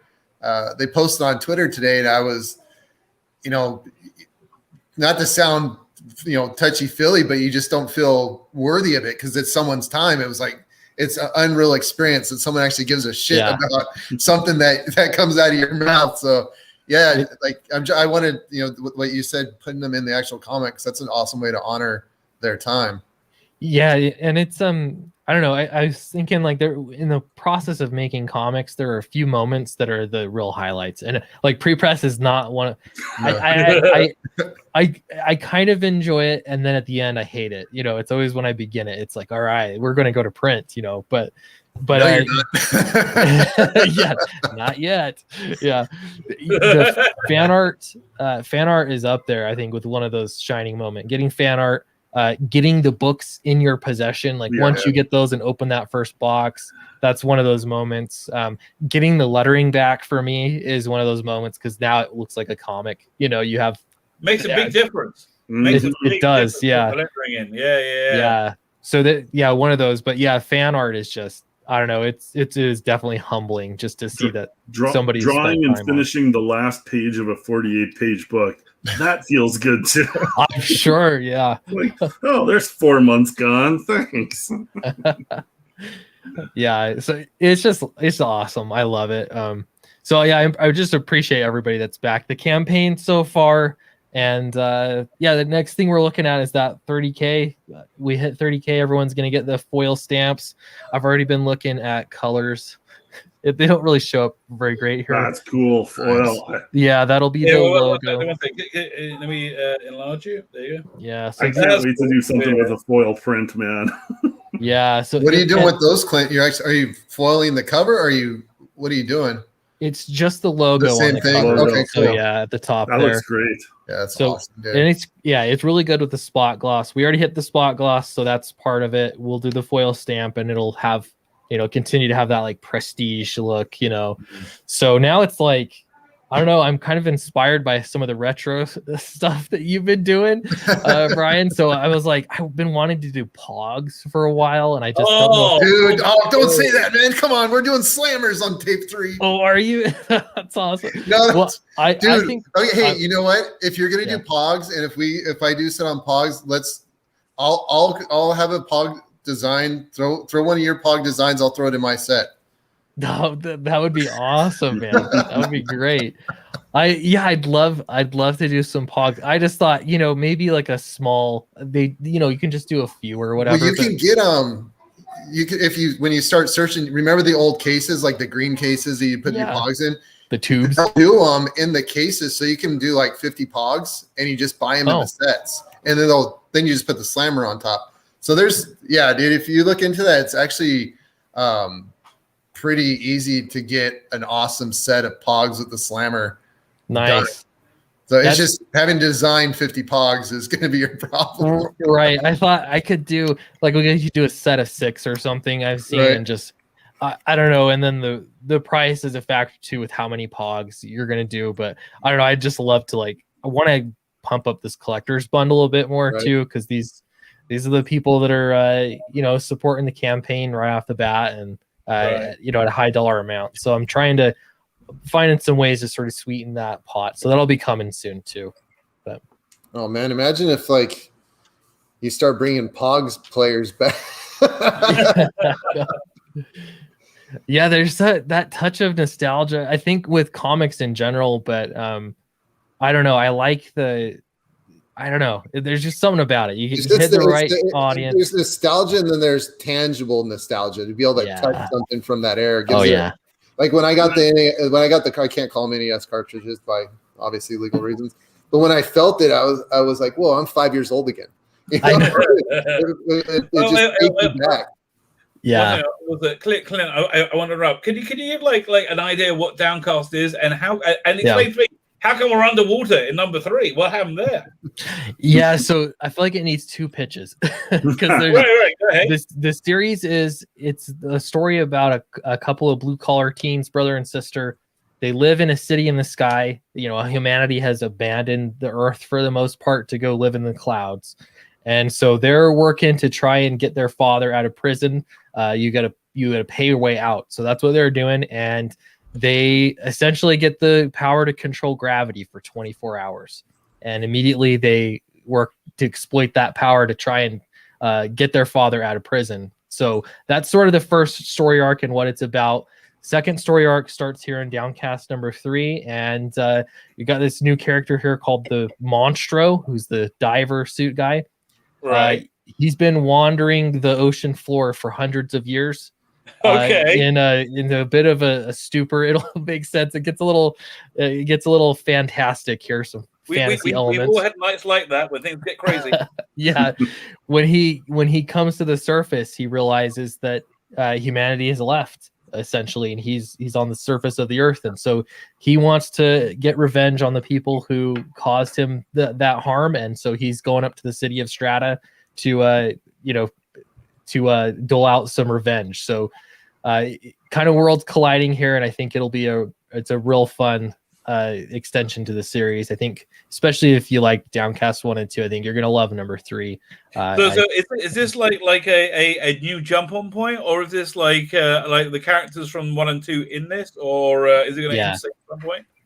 Yeah, the characters from number 1 and 2 are still in this. They're the protagonists. So I thought about starting it over, but I think you need that origin story. So the reprint that we're doing has volume 1 and 2 to combined, and that's really the origin story of the city. And so this will sort of build off. I do like the whole as diver suit design work stuff. It's very, very good. The visuals on this are like really different and interesting. So So what's happening like under this? Most of it takes place underwater. It seems like it. It doesn't actually. Most of it is. This is. I love that. I just love that with the shot. It's so great. Most of this is actually just flashback right here. He sort of explains a little bit about his deal. But if people like this Monstro character, I have such a rich backstory on him, and that's the 8-page backup story I'm doing is him. So like I'd love to do a book just on the Monstro and some of his adventures before he gets to Strata. But most of it's up in the city of Strata, and he's just a new character. He's sort of it's almost like he's a Thor anti-hero character. He talks a bit like a pirate.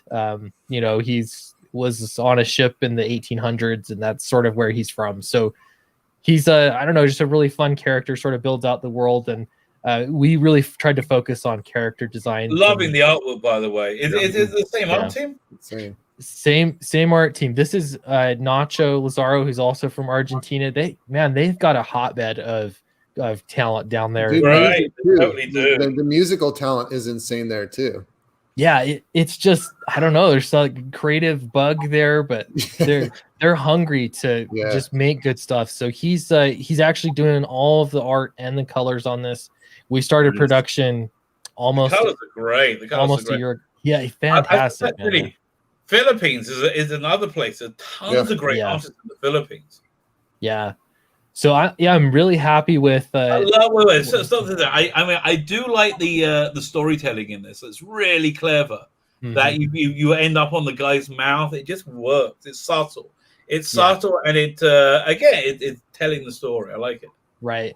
Yeah, and this is another great character here. This is Carver. I think people are gonna love him. His character design's a little bit more subtle, but he's the type of guy that would, Oh, I love this character. I can tell he's a bit. It's cool. He'll cut his own face off. Yeah, but he's really interesting character. So we wanted to 2 goals: focus on strong character design, and the second one was really strong villains, because I think those make for the best stories. Yeah. So we've got movies have the best villains. Yeah, and I think I don't think people are going to be disappointed. Carver's such a fun character to write because he's so interesting and has interesting motivations. So great. I think people are going to love it. I'm excited. These would be, especially the main character, would be such an awesome figure or like statue. Yeah, you were showing that standee earlier, and I would throw money at that in a second, dude.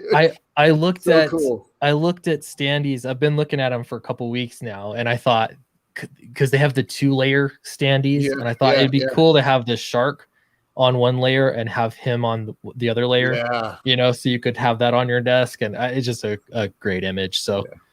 I'm looking into it. If you made that, you should run a batch off to with when this goes with Alterna for standards for shelf display or something. When would. Oh, dude, that's a good. Yeah, you put the comic in between the two standees. Yeah, that's a really good idea. Yeah, it'd be a cool way to display it for sure. So anyway. That's Downcast. Sorry, my pitch is so. No, it's cool. It's very, very cool. So run through the tiers with me. Yeah, so we talked about the collector's bundle, one of each cover, book plate, all for Owen. This is a novel I wrote. It's not a graphic novel. It's a novel I wrote. It's something 280 pages. This published in 2011. Dude, let me show you something for your channel. Where is this thing? Speech Hello. I think I'm gonna get this thing. It's like $40 here. Let me share it with you. If you're somebody who's a writer, I think I'm on the wrong one. There you go, that's the right one.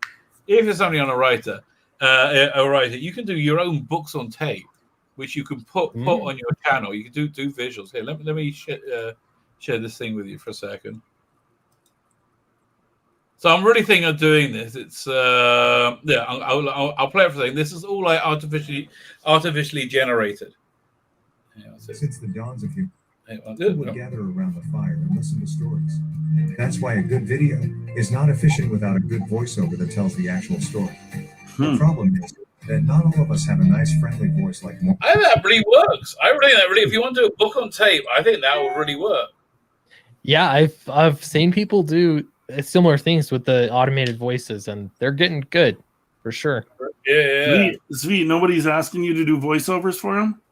Strangely not. Strangely, I think editors are. They want to pay me to do voiceovers for other people for their comics they want to see fail. They're like, bloody hell, play a bit. I am shocked that nobody is jumping on that. You know, there's always a person to spearhead the campaign. You never know, huh? You never know. You never know what's going to happen. They'll grab people's attention. I guess it would. They're like, wait, what? Yeah. I'll get through this real quick here, and then we can move on to Clint. Take your time, mate. We're fine. No worries. Okay. So yeah, here's our war going on. We've got Downcast cover B. This was done by Matt Weldon, which I have the original too. That's on the campaign. And then we have Eric Weathers. And look, we got 74 claimed here and 77 here. It has been. Honestly, I would go with so the close. Eric Weathers, but now I'm like, first one, maybe. I don't know. They're both great. I do like Made me Eric flip Weathers. up my glasses. Those are so good. Yeah, I've got them larger down below, but yeah, they're a lot of fun. We did a T-shirt here. This is let's see them. Let's see them. Yeah, here we'll get down to larger ones. So there's Eric Weathers. Good cover. That's Solid cover. Love it. Colored by Kelsey Shannon. All right. Great job on that. Nice action. Here's Matt Weldon's cover. Nice. All right. The one that I have the original for. Looks great as well. So yeah, those are the covers. We got a horse race going on, so that makes it fun. We got a T-shirt here. Christian Rossi designed the T-shirt, and it's an add-on. So I think most people are adding it on to their orders. So it's been kind of nice to get some T-shirt sales there as well. And I'll show you the larger image. Here you go. We did it in flats, so we I like that. Yeah, screen print it. Much better. Love it. Clint, Love it. Clint, can I ask you a quick question with T-shirts? Like, are you shipping the shirts separately then from the book rewards, or like I've been interested in tackling T-shirts, but like the shipping part of it scares the crap out of me. Yeah. So the way I'm planning to do it is ship them separately. I did that for Fatal. So I just made it's a separate tier. They ship separately. You know, it's not medium L or anything like that. So I've just shipped it separately. This time around, there's so many companies that do this, like locally, that they factor in shipping with their order. Yeah, and they do it very reasonable. There's a lot of bespoke product you can make now like that. Yeah, and it's about $5 to ship a T-shirt. Yeah. So give or take, depending on where it's going. So it's not domestically, of course, but yeah. So, but like including shipping, your actual cost is about $8.50, depending on a low run, right? You're selling for $20. Yeah, it depends on where you're getting it printed at. I'm trying a new printer this time, so and depending on what shirt. I mean, if you're going with the Gilligan's, you're getting them pretty cheap, but you can get expensive with shirts. Yeah, some of them are like, I'd love to do it, but I can't I'm gonna lose money. Like T-shirts can get that way. So. What is that thing? Go back down. Oh, what's this? There's the one image that we haven't looked at yet. Oh, this one, yeah.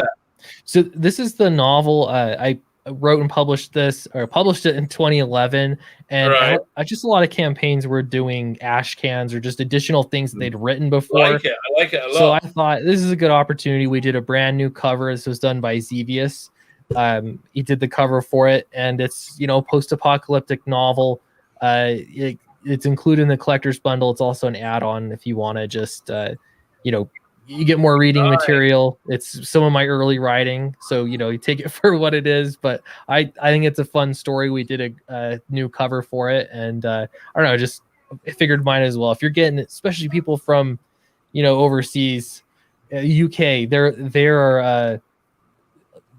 more incentivized to back when they can get more for their money for the shipping. Exactly. Again, shipping is an absolute nightmare. Yeah. Merks Eddie, how you doing, sir? Good evening. Thank you for joining us. Yeah. Sorry, didn't mean to derail you. No, you're good. Yeah, so then we have combinations. Obviously, these tiers are one of each cover. You get the book and all for Owen. That's the cheapest way to get all the reading content. Got the new readers That's bundle. not bad. How much was that? $35 for the book and the novel? Yeah. So you're getting a lot. I figured the novel I printed, it's not a comic. So, and it's been written for years now. So yeah, we're trying to make it affordable. And then like even here, new readers, this reprint, this is 120 pages, and that's Jeez. there's not extras. The novel, you got ready. You're throwing it out there. If it sticks, it sticks. You do more. It's that simple, right? You follow whatever they want. Yeah, you'll write more novels. You're not. You don't mind. You're like, yeah, okay. You'll pay me for that. I'll do that. Yeah, and the novel has been great because I'm getting close to 300 copies of the novel sold. So, excellent. Which is, is a book that it's kind of done selling. So it's kind of nice to put a new cover on it and give people a shot to get it in print. Right. Yeah. I'm just about to start. I got a novel. I've been doing like a chapter a month. I got somebody who do it. It's funny enough. I was looking at the Speechler thing. I was trying to find, and at the same time, I met somebody who would do like a book on tape for me in exchange for me doing stuff for them. So I'm going to be putting that out as like an episode a month. But by the time I'm done, episode a week, I mean, and by the time I'm done, it's a novel. I'm ready to go. It's just got a book out there. Plus, I make content for my channel. It's and I got more like of like my my writing out there, which I like. Yeah. No, it's I don't know. It's kind of cool to expand it and see what other people are interested in. I just know a lot of people are really into getting books. So, which makes sense. We're selling comic books, but I don't know. Like I figured I had something out there. We'll just try it. I didn't know if it'd sell as far as the novel went, but people have been really going for it.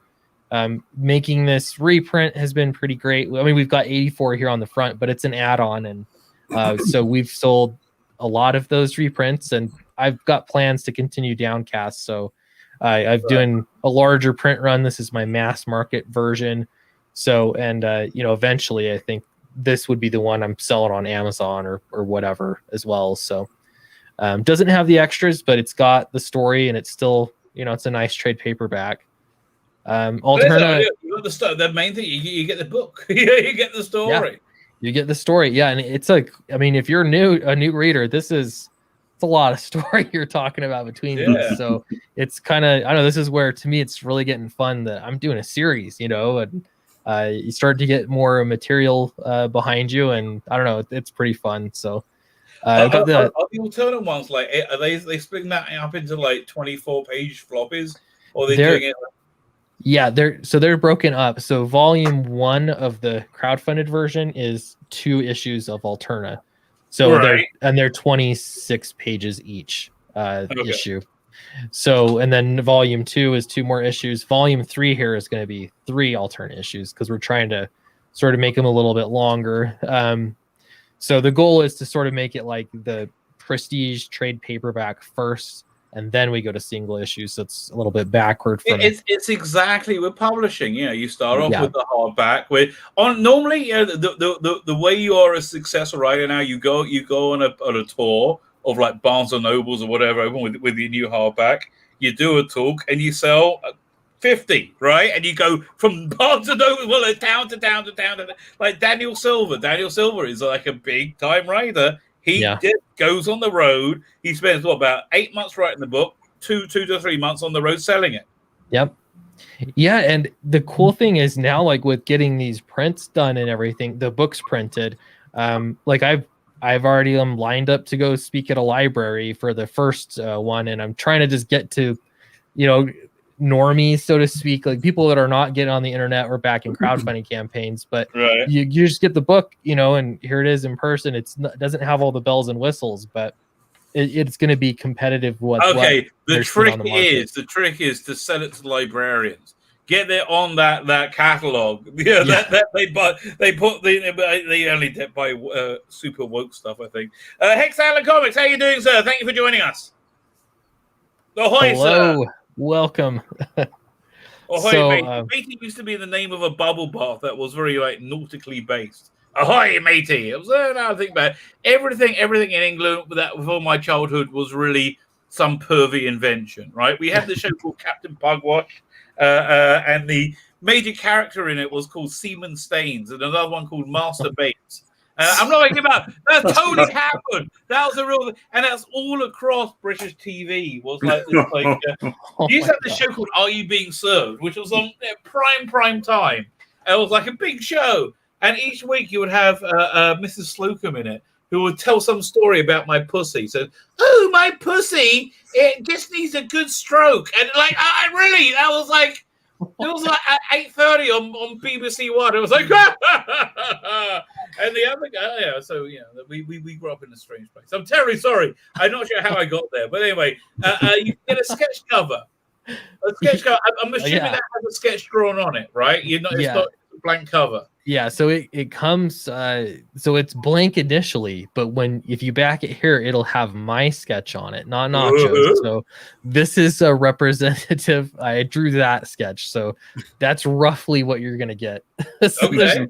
there's no surprises, but we got two people pick those up. This is one thing I learned from Ethan. He just said, you put a sketch up there for $100. Some people, they just want to pay you $100 and have like a nice touch. So that's part of that? It's just an 8.5 by 11 sketch that you do. Here, I'll grab one real quick. Okay. Sorry. So right here, no, you're good. So this is an Alterna issue number 1, same book on the inside. So this is the 26-page floppy. Okay. And it has this thick cardstock cover that's just blank, and then I draw on it. So that's freaking cool. Okay. That's awesome. So really nice touch. That was something Peter did. I think the first time, I guess it was October, he launched a campaign, I think last year, something like that. And a bunch of alternate titles got these blank sketch covers. I bought a whole bunch from him. And now I'm good for conventions or crowdfunding campaigns or whatever it is. Sketch covers are always that's awesome. I've done those ones in the past too, and people love that stuff because it's like a little bit extra special. Like you got like the drawing on the cover. You get a unique from the creator. Yeah. Yep.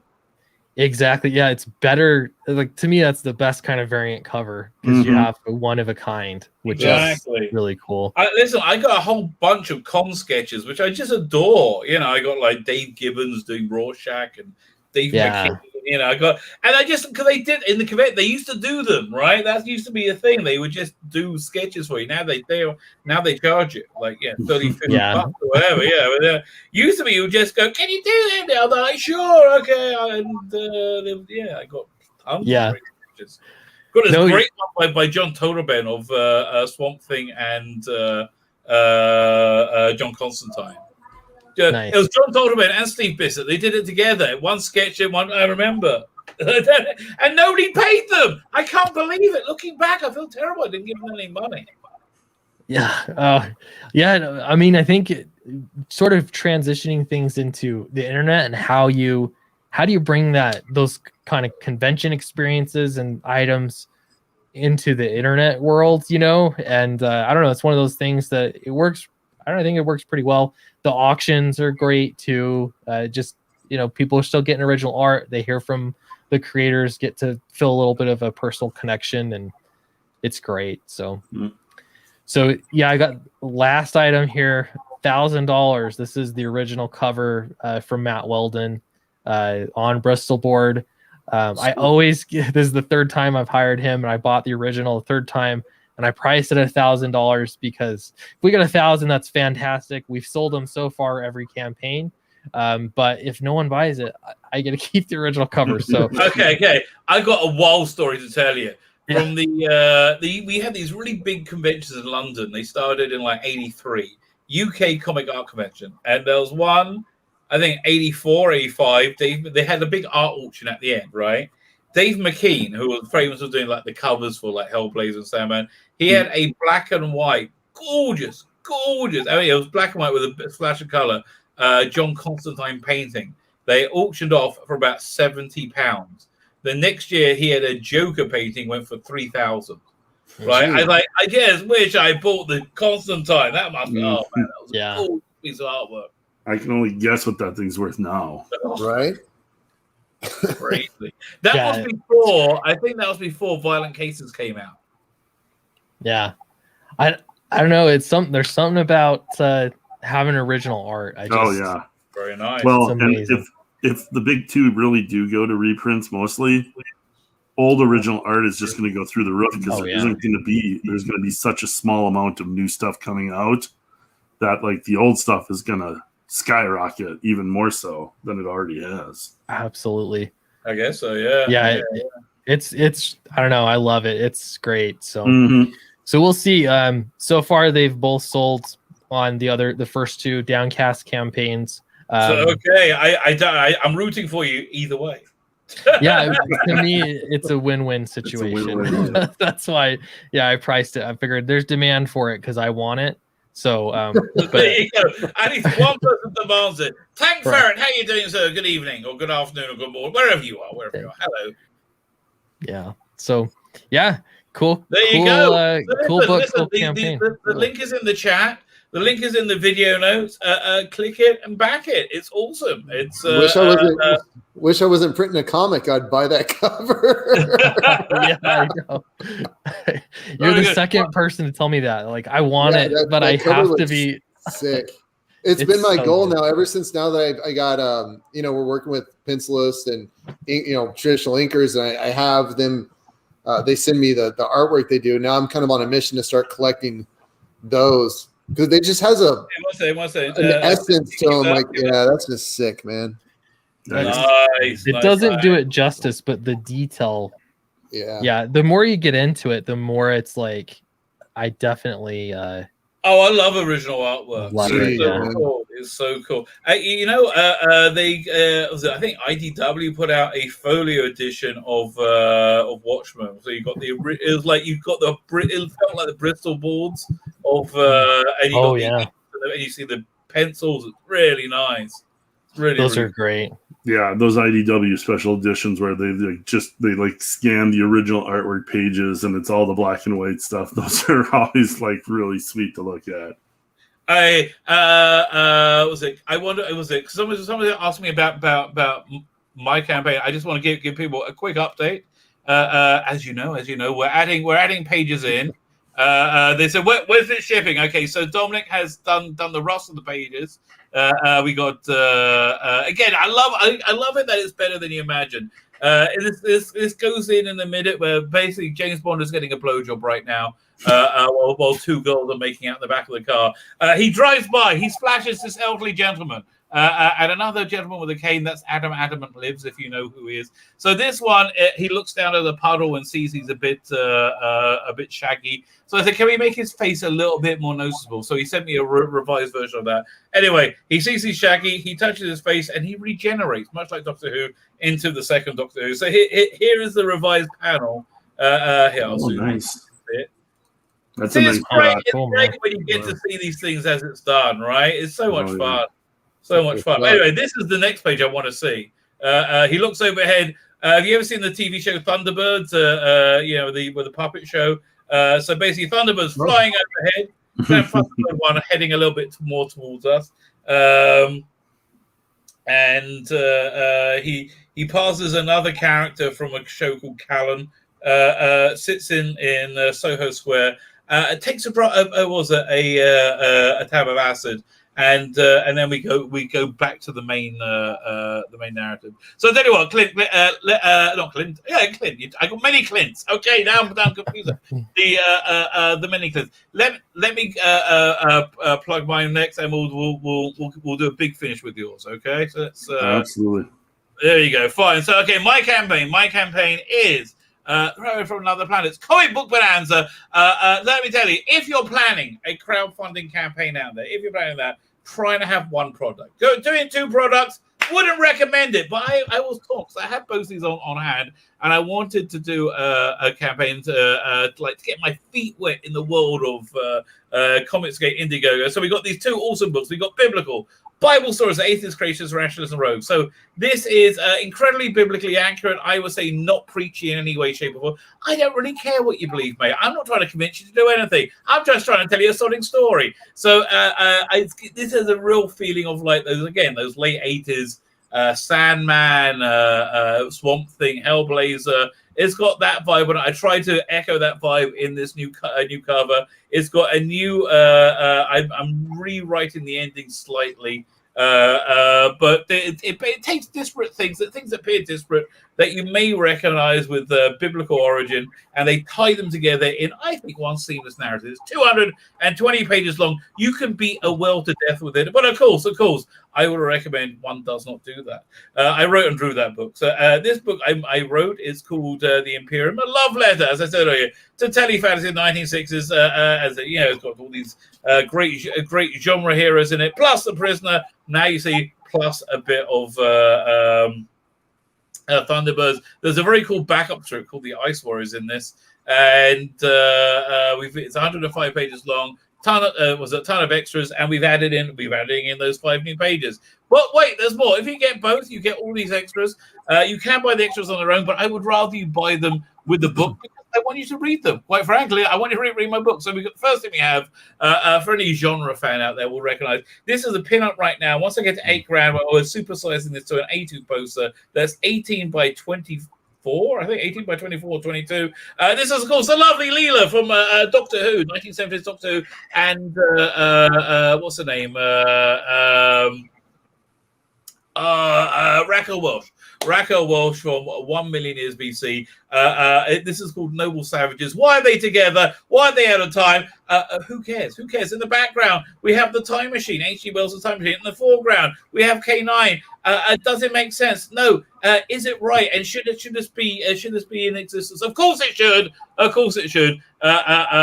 This is something that's long been in my imagination. Now splurted with 1 or 2 warm splatterings of pleasure onto a page for you. But wait, there's more. There's a series I call For the Male Gaze. For the Male Gaze, these are postcards. You can send these to your vicar. You can send these to your dowager aunt. You can basically send them anywhere you want, or you can keep them for yourself. I would recommend keep them yourself.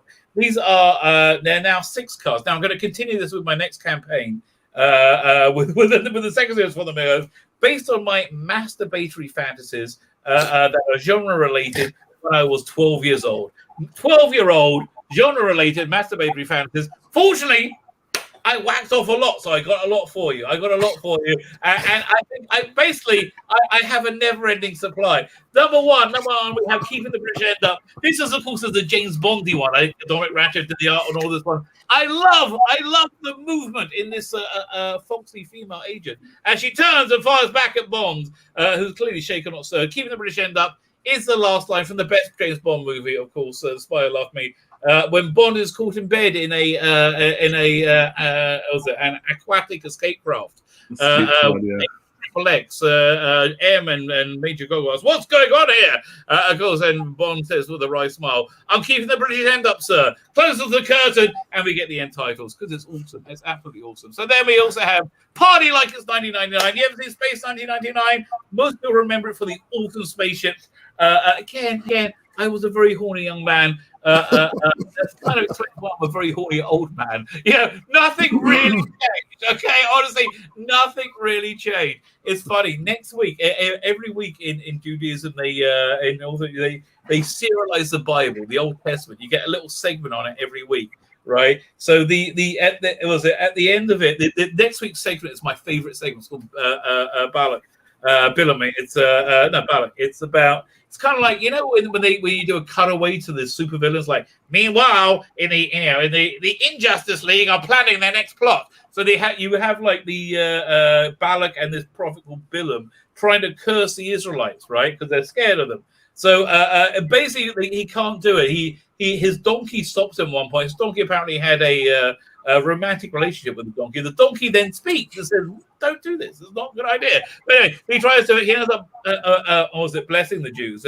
So in the end, they realize the only way to stop them is to make them horny. So they send them lots and lots and lots of very hot shiksas, right? The call goes out. We need hot shiksas, and they come, and some Jews fall prey of that. Then in next week's portion is Pinchas. He steps up and he skewers one of the princes of one of the tribes who is in the middle of a public copulation with one of these very attractive young ladies, skewering them through the groin with his sword, thus ending the plague that was about to be before them for their giving into their lust. I have to tell you, I too have those lusts. And another form of those lusts, of course, is don't even think it's this. Have you ever seen Judge Dredd? Judge Dredd has a wonderful companion, Judge Anderson.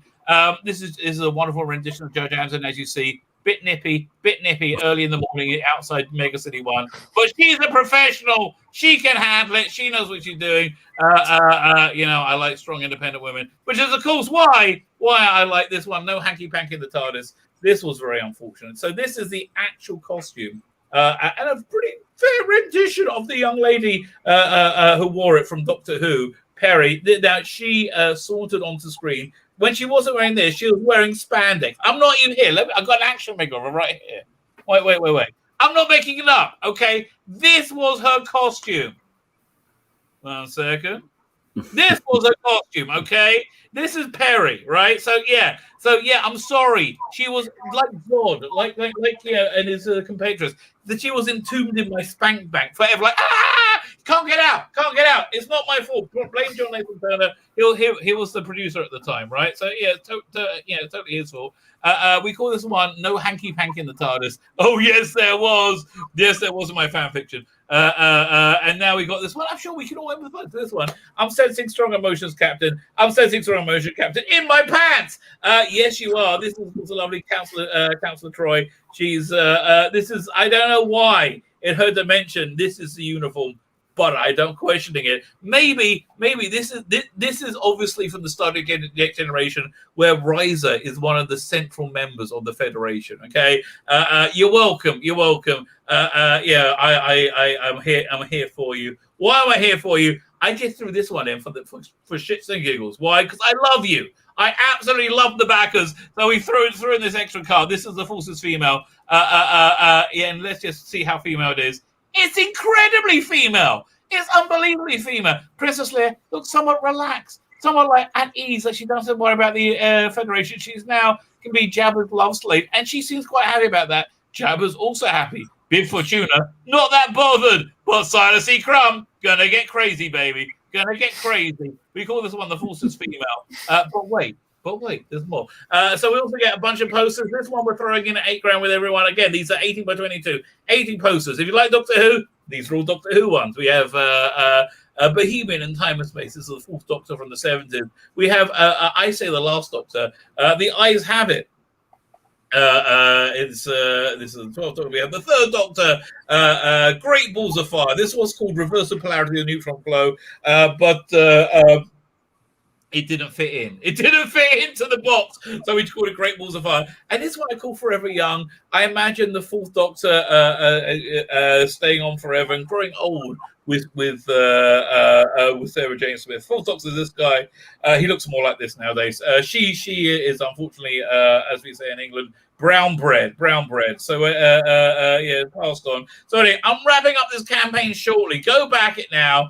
Now listen, as you know well, I believe the apocalypse is coming. What better way to shield yourself from the wrath of God himself than patronizing your local favorite holy man? I am just here for you, happening to fulfill that role. And you know what local favorite holy man leaves you with wonderful posters such as this, Noble Savages. It can be yours now. It's a deal. It's a still. It's a sale of century. Go check it out. Okay, very good. Clint, I don't have the link to your campaign. Can you put it in the private chat and I'll put it in the video notes? Say that again. Sorry, Clint Helsinki. Okay, I put everybody else the link in. I don't have the link to this campaign in the. Can you put it in the private chat and I'll put it in the. Yeah, definitely. Let me grab that quick. Man, you're already skyrocketing. I mean, my pants are also skyrocketing. It actually seems to be doing the trick. and I'm an old man, let me tell you. I had a strategy with this book. I can tell. My wrist is getting up. Getting tired. I was not going to take the high road. Does that show up for you there? Okay. In the private chat? No. Wait, is this it? The blue bombshell? Yeah, I see it on the... Yeah, okay. This is my project that just launched yesterday. Yeah, that's what I was gonna say. You guys I saw the launch video. You guys are already at 4,500. Jesus. You launched today? Last night. Well, last night. Congrats. Congrats. Yeah, that was awesome. No, I'm very happy. Like I going lowbrow, lowest common denominator, because that's kind of where I'm at, the kind of stuff I enjoy. So it's hot chicks and superhero action. It's basically, I would describe it as like, well, I think I even say superhero sex comedy adventure. It's kind of like. Did anybody read Justice League with like J.M. DeMatteis and Keith Giffen writing it? The Blah Justice League. Totally. That's where Booster Goldie came out in it. I mean, like it was yes. That was a great run. It had the Guy Gardner Green Arrow. Guy Gardner getting punched up by Batman, Booster Gold, and Blue Beetle always getting into shenanigans. That's kind of my inspiration for this. And then the old the Penthouse comics. Adam Hughes drawing, Kevin McGuire, beautiful, gorgeous art, beautiful ladies. That's kind of what I wanted to bring back. There's not really any of that out there in the kind of the PC police state that comics is in right now. So I know. And when there's not something out there, there's usually a demand for it. So that's kind of what I was shooting for here. Look on the bright side. When the Chinese take over, they're really into brochures as misogynistic hyper porn. I'm sure it's going to be okay at that point, right? My Chinese overlords will smile Chinese upon me. will What you're doing, yes, keep doing that. No problem. Yes. It's lacking in boobs. You need to add some more boobs. That's probably all they're going to tell you. There's going to be plenty, but so did that link come through in the private chat? There is. I put it up. It's already. Yeah, it's already up. Okay. I'm always the technology part of the YouTube video. Or this isn't the StreamYard. Always kind of escapes me a little bit, but. Yeah, so we got off to a nice launch last night. 48-page book, The Blue Bombshell, kind of your classic superheroine. The only problem she kind of runs into is her strength doesn't really kind of her costume can't hold in her strength. So she's fighting a lot of villains. Yeah, she's fighting a lot of villains and just kind of running into some wardrobe malfunctions throughout on a regular basis. So. That's a problem for all of us, but we can kind of enjoy her difficulties. But so am I controlling the screen here? There you go. Okay. All right. Here we go. I just love the the retroness of the cover out there. The top. What? If you like retro covers, I kind of figured you might like this. Let's see. But I do. I don't know what's going on, but I want to know more. This is the ultra retro cover that I kind of. That's cool. Oh, that's so cool. That's really cool. I kind of stole a little and tweaked a little, but it kind of turned out fun. So I'm not gonna feel bad about it. But here's another one of the Blue Bombshell's arch enemies. When comes the tromboner?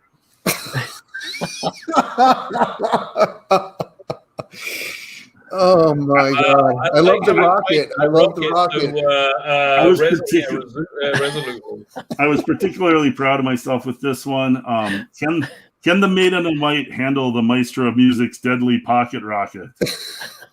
It's quite the rocket. Yeah. So this is a cover that I found somewhere and kind of tweaked to my own, and it was just like I want this as a print framed. I think it was so phallic and so like just obvious. And I'm like, my parents were once in an antique shop, and they had a game there of a like a minstrel's face with his mouth open, right? And you had to throw, and it was called was it throw the ball in the darkie's mouth or something like that. It was the most racist thing you could possibly imagine. I said you should have bought that. Like that, like yeah, you never know. I mean, not because you agree with it, because it's like incredible that it ever existed, is what I mean. But like, yeah, no, I would like. Oh yeah, one second. Let me show you this one thing. Let me turn my camera off for a second. Like this. This is from an older campaign by a friend of mine. It's called the Whorehouse of Horror. Whorehouse of Horror. He did an Archie style cover. This is hilarious. This is really funny. Tales from the Whorehouse of Horror. There we go. 1 second. I think there was a Simpsons episode like that. Probably 1 second. So here it is. Oh, and yes. you see Tales from the Whorehouse of Horror. What's going on here? It's okay. She consented. To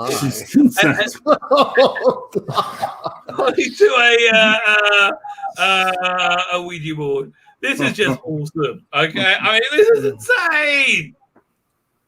But yeah, I like things like that. That's just my sense of humor. What do you want to So yeah, that like falls right in line with kind of what I'm aiming at this book. It's okay, cool.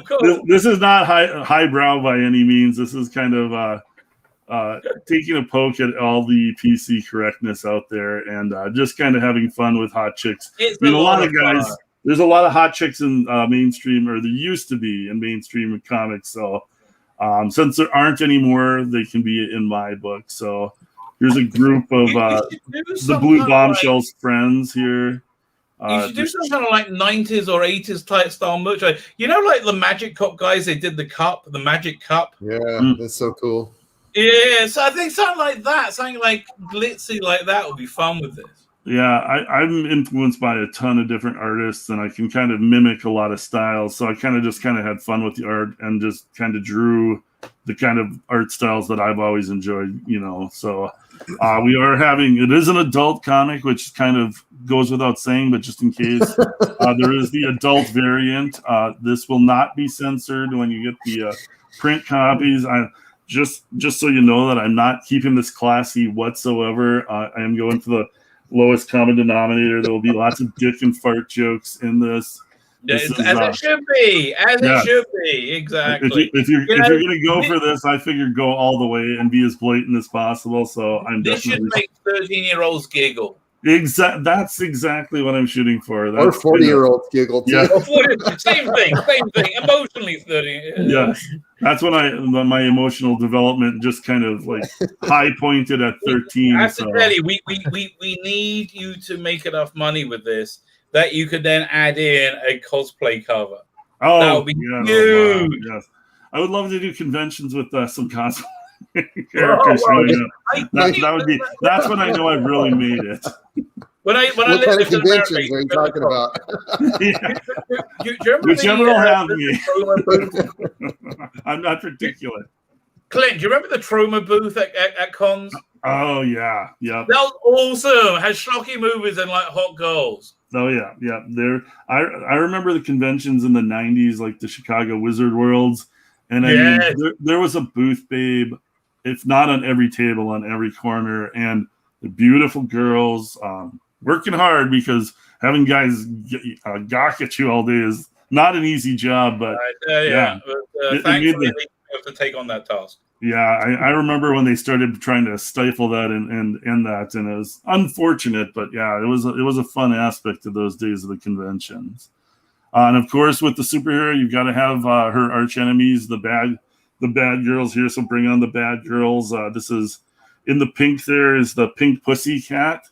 Yeah. With the green hair is fetish. And the pale girl over there is bloodthirsty. So. Listen, I don't know who's going to win. I just pray it goes the distance. That's all I'm saying. Exactly. You don't want a short fight. No, and preferably in Jello. Yes, there could be some Jello involved. There's still pages. Another pack. These are all good ideas. There's pages like throw the Jello pack in there. Yeah, no, you have two figures. Blue Bombshell Jello. Jello. Yes, absolutely.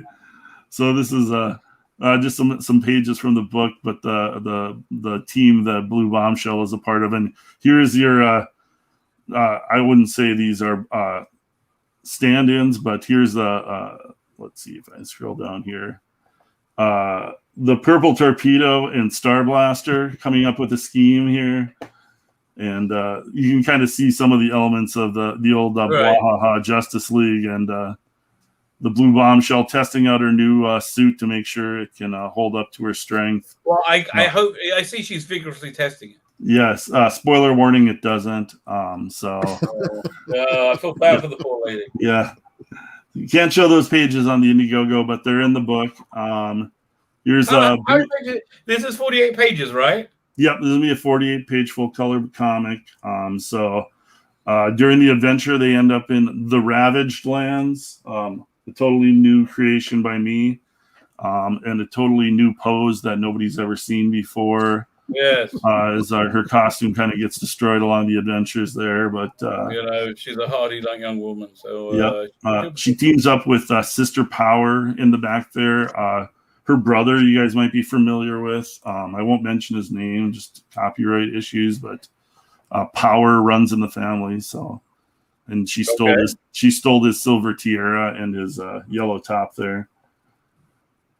But just some nods to some fun stuff. Space Ape is one of leading some of the bad guys here.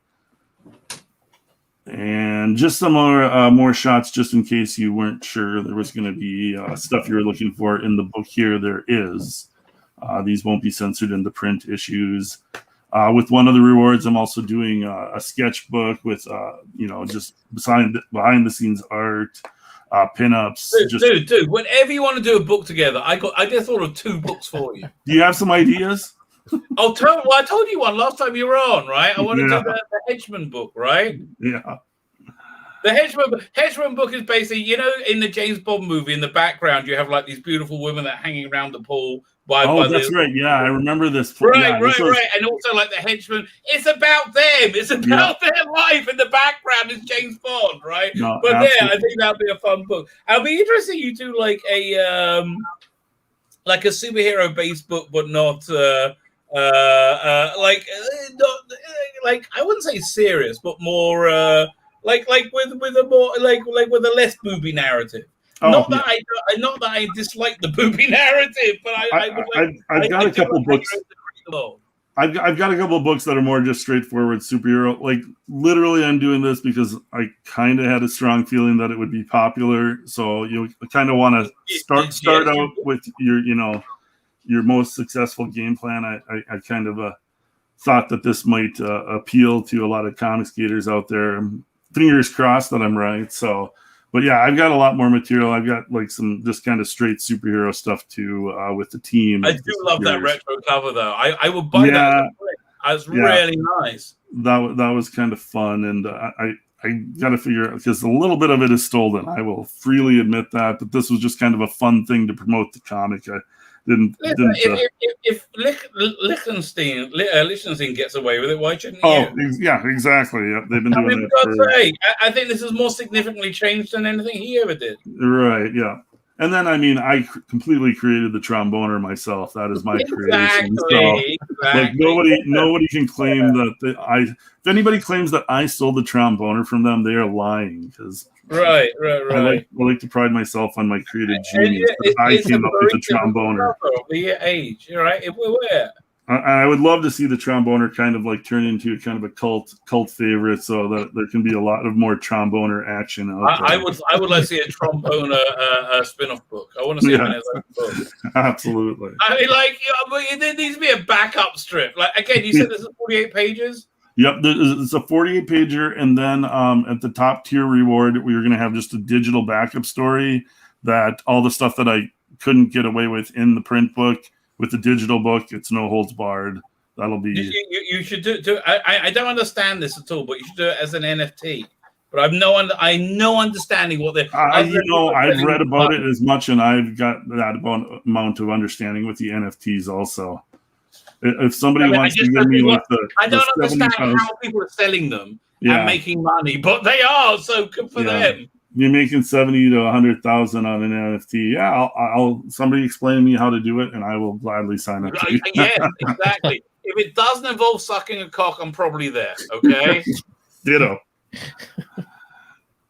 Yeah, I need somebody about 10 to. I just want to say out there to anybody who enjoys sucking a cock, enjoy. Yeah. I'm saying my personal preference is I would rather not. Yeah, exactly. Not that there's anything wrong with it. Not that there's anything wrong with it. But yeah, I need somebody a good 10 to 15 years younger than me to explain NFTs to me, and then they're gonna have to do it probably twice. Yeah, and then they say, "Look, I'll just give you the money. Let me do it." Then I'm like, exactly. Yeah, here's a bucket full of money. Could I play with this? And fine, okay, I'll go cry my bucket of money. But yeah, I mean, the main emphasis of my book is fun. You know, Comicsgate complained about it was created about what Marvel comics kind of turned into, and it just wasn't fun anymore. Yeah, it's a fun book. Yeah, so like I'm just shooting for straight up fun, as beautiful art as I can make it. Superhero action adventure, but it is going to be kind of a sex comedy. It's like if you took the Avengers and like crossed it with American Pie or something like that. That's kind of what you're getting here. So, Mr. Reborn is telling us about NFTs. Hello, Mr. Reborn. Costs a lot of money at the moment because gas is expensive. Okay, I don't understand how, but okay. You have to promote your. Yeah, listen, I remember when people were just putting .com on everything. And they thought it would print money. There's some guys that made money just getting like one word and putting .com and owning. Yeah. The days when plain image NFTs was $7 are probably over. Well, okay, never mind. No party lasts forever, baby. No party lasts forever. It's quick like Bitcoin. Yeah. Exactly. Very cool. Cool. Well, where'd he go? I just lost him. I didn't touch him. It wasn't me. I guess he lost his internet, right? I'm assuming that's what happened. But there you go. You're back. What happened? I'm not exactly sure. I clicked something, or it might have been my internet. It's been a little wonky lately, so.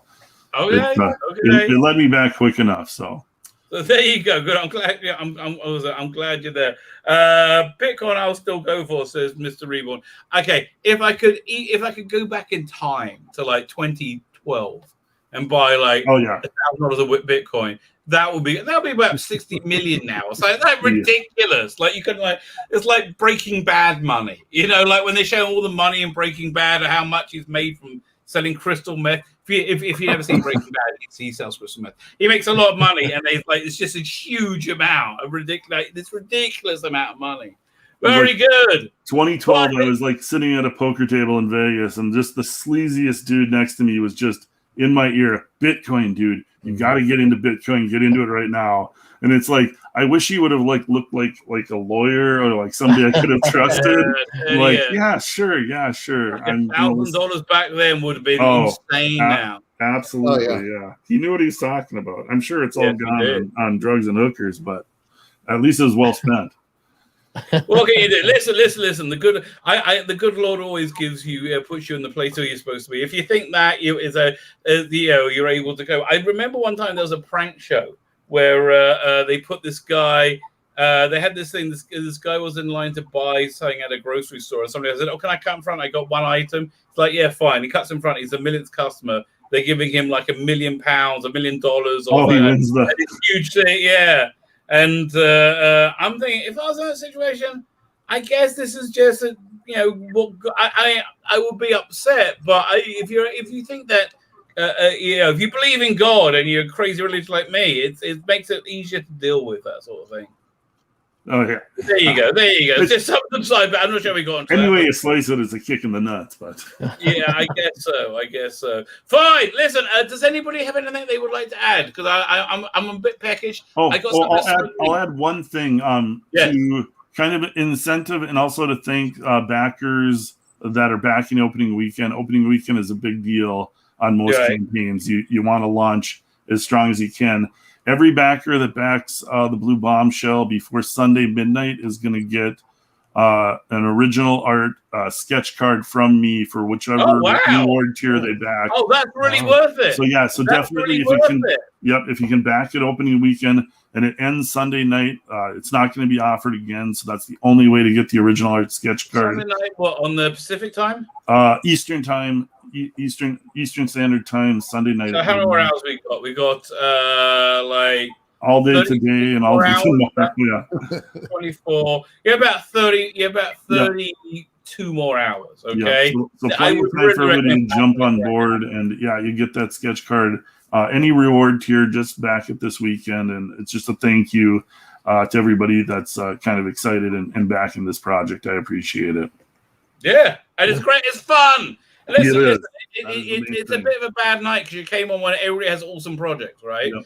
Oh, they do. I'm no, sorry. Thanks for having me on. Great books. Like, I apologize for the abundance in talent and originality that we're presenting to you tonight.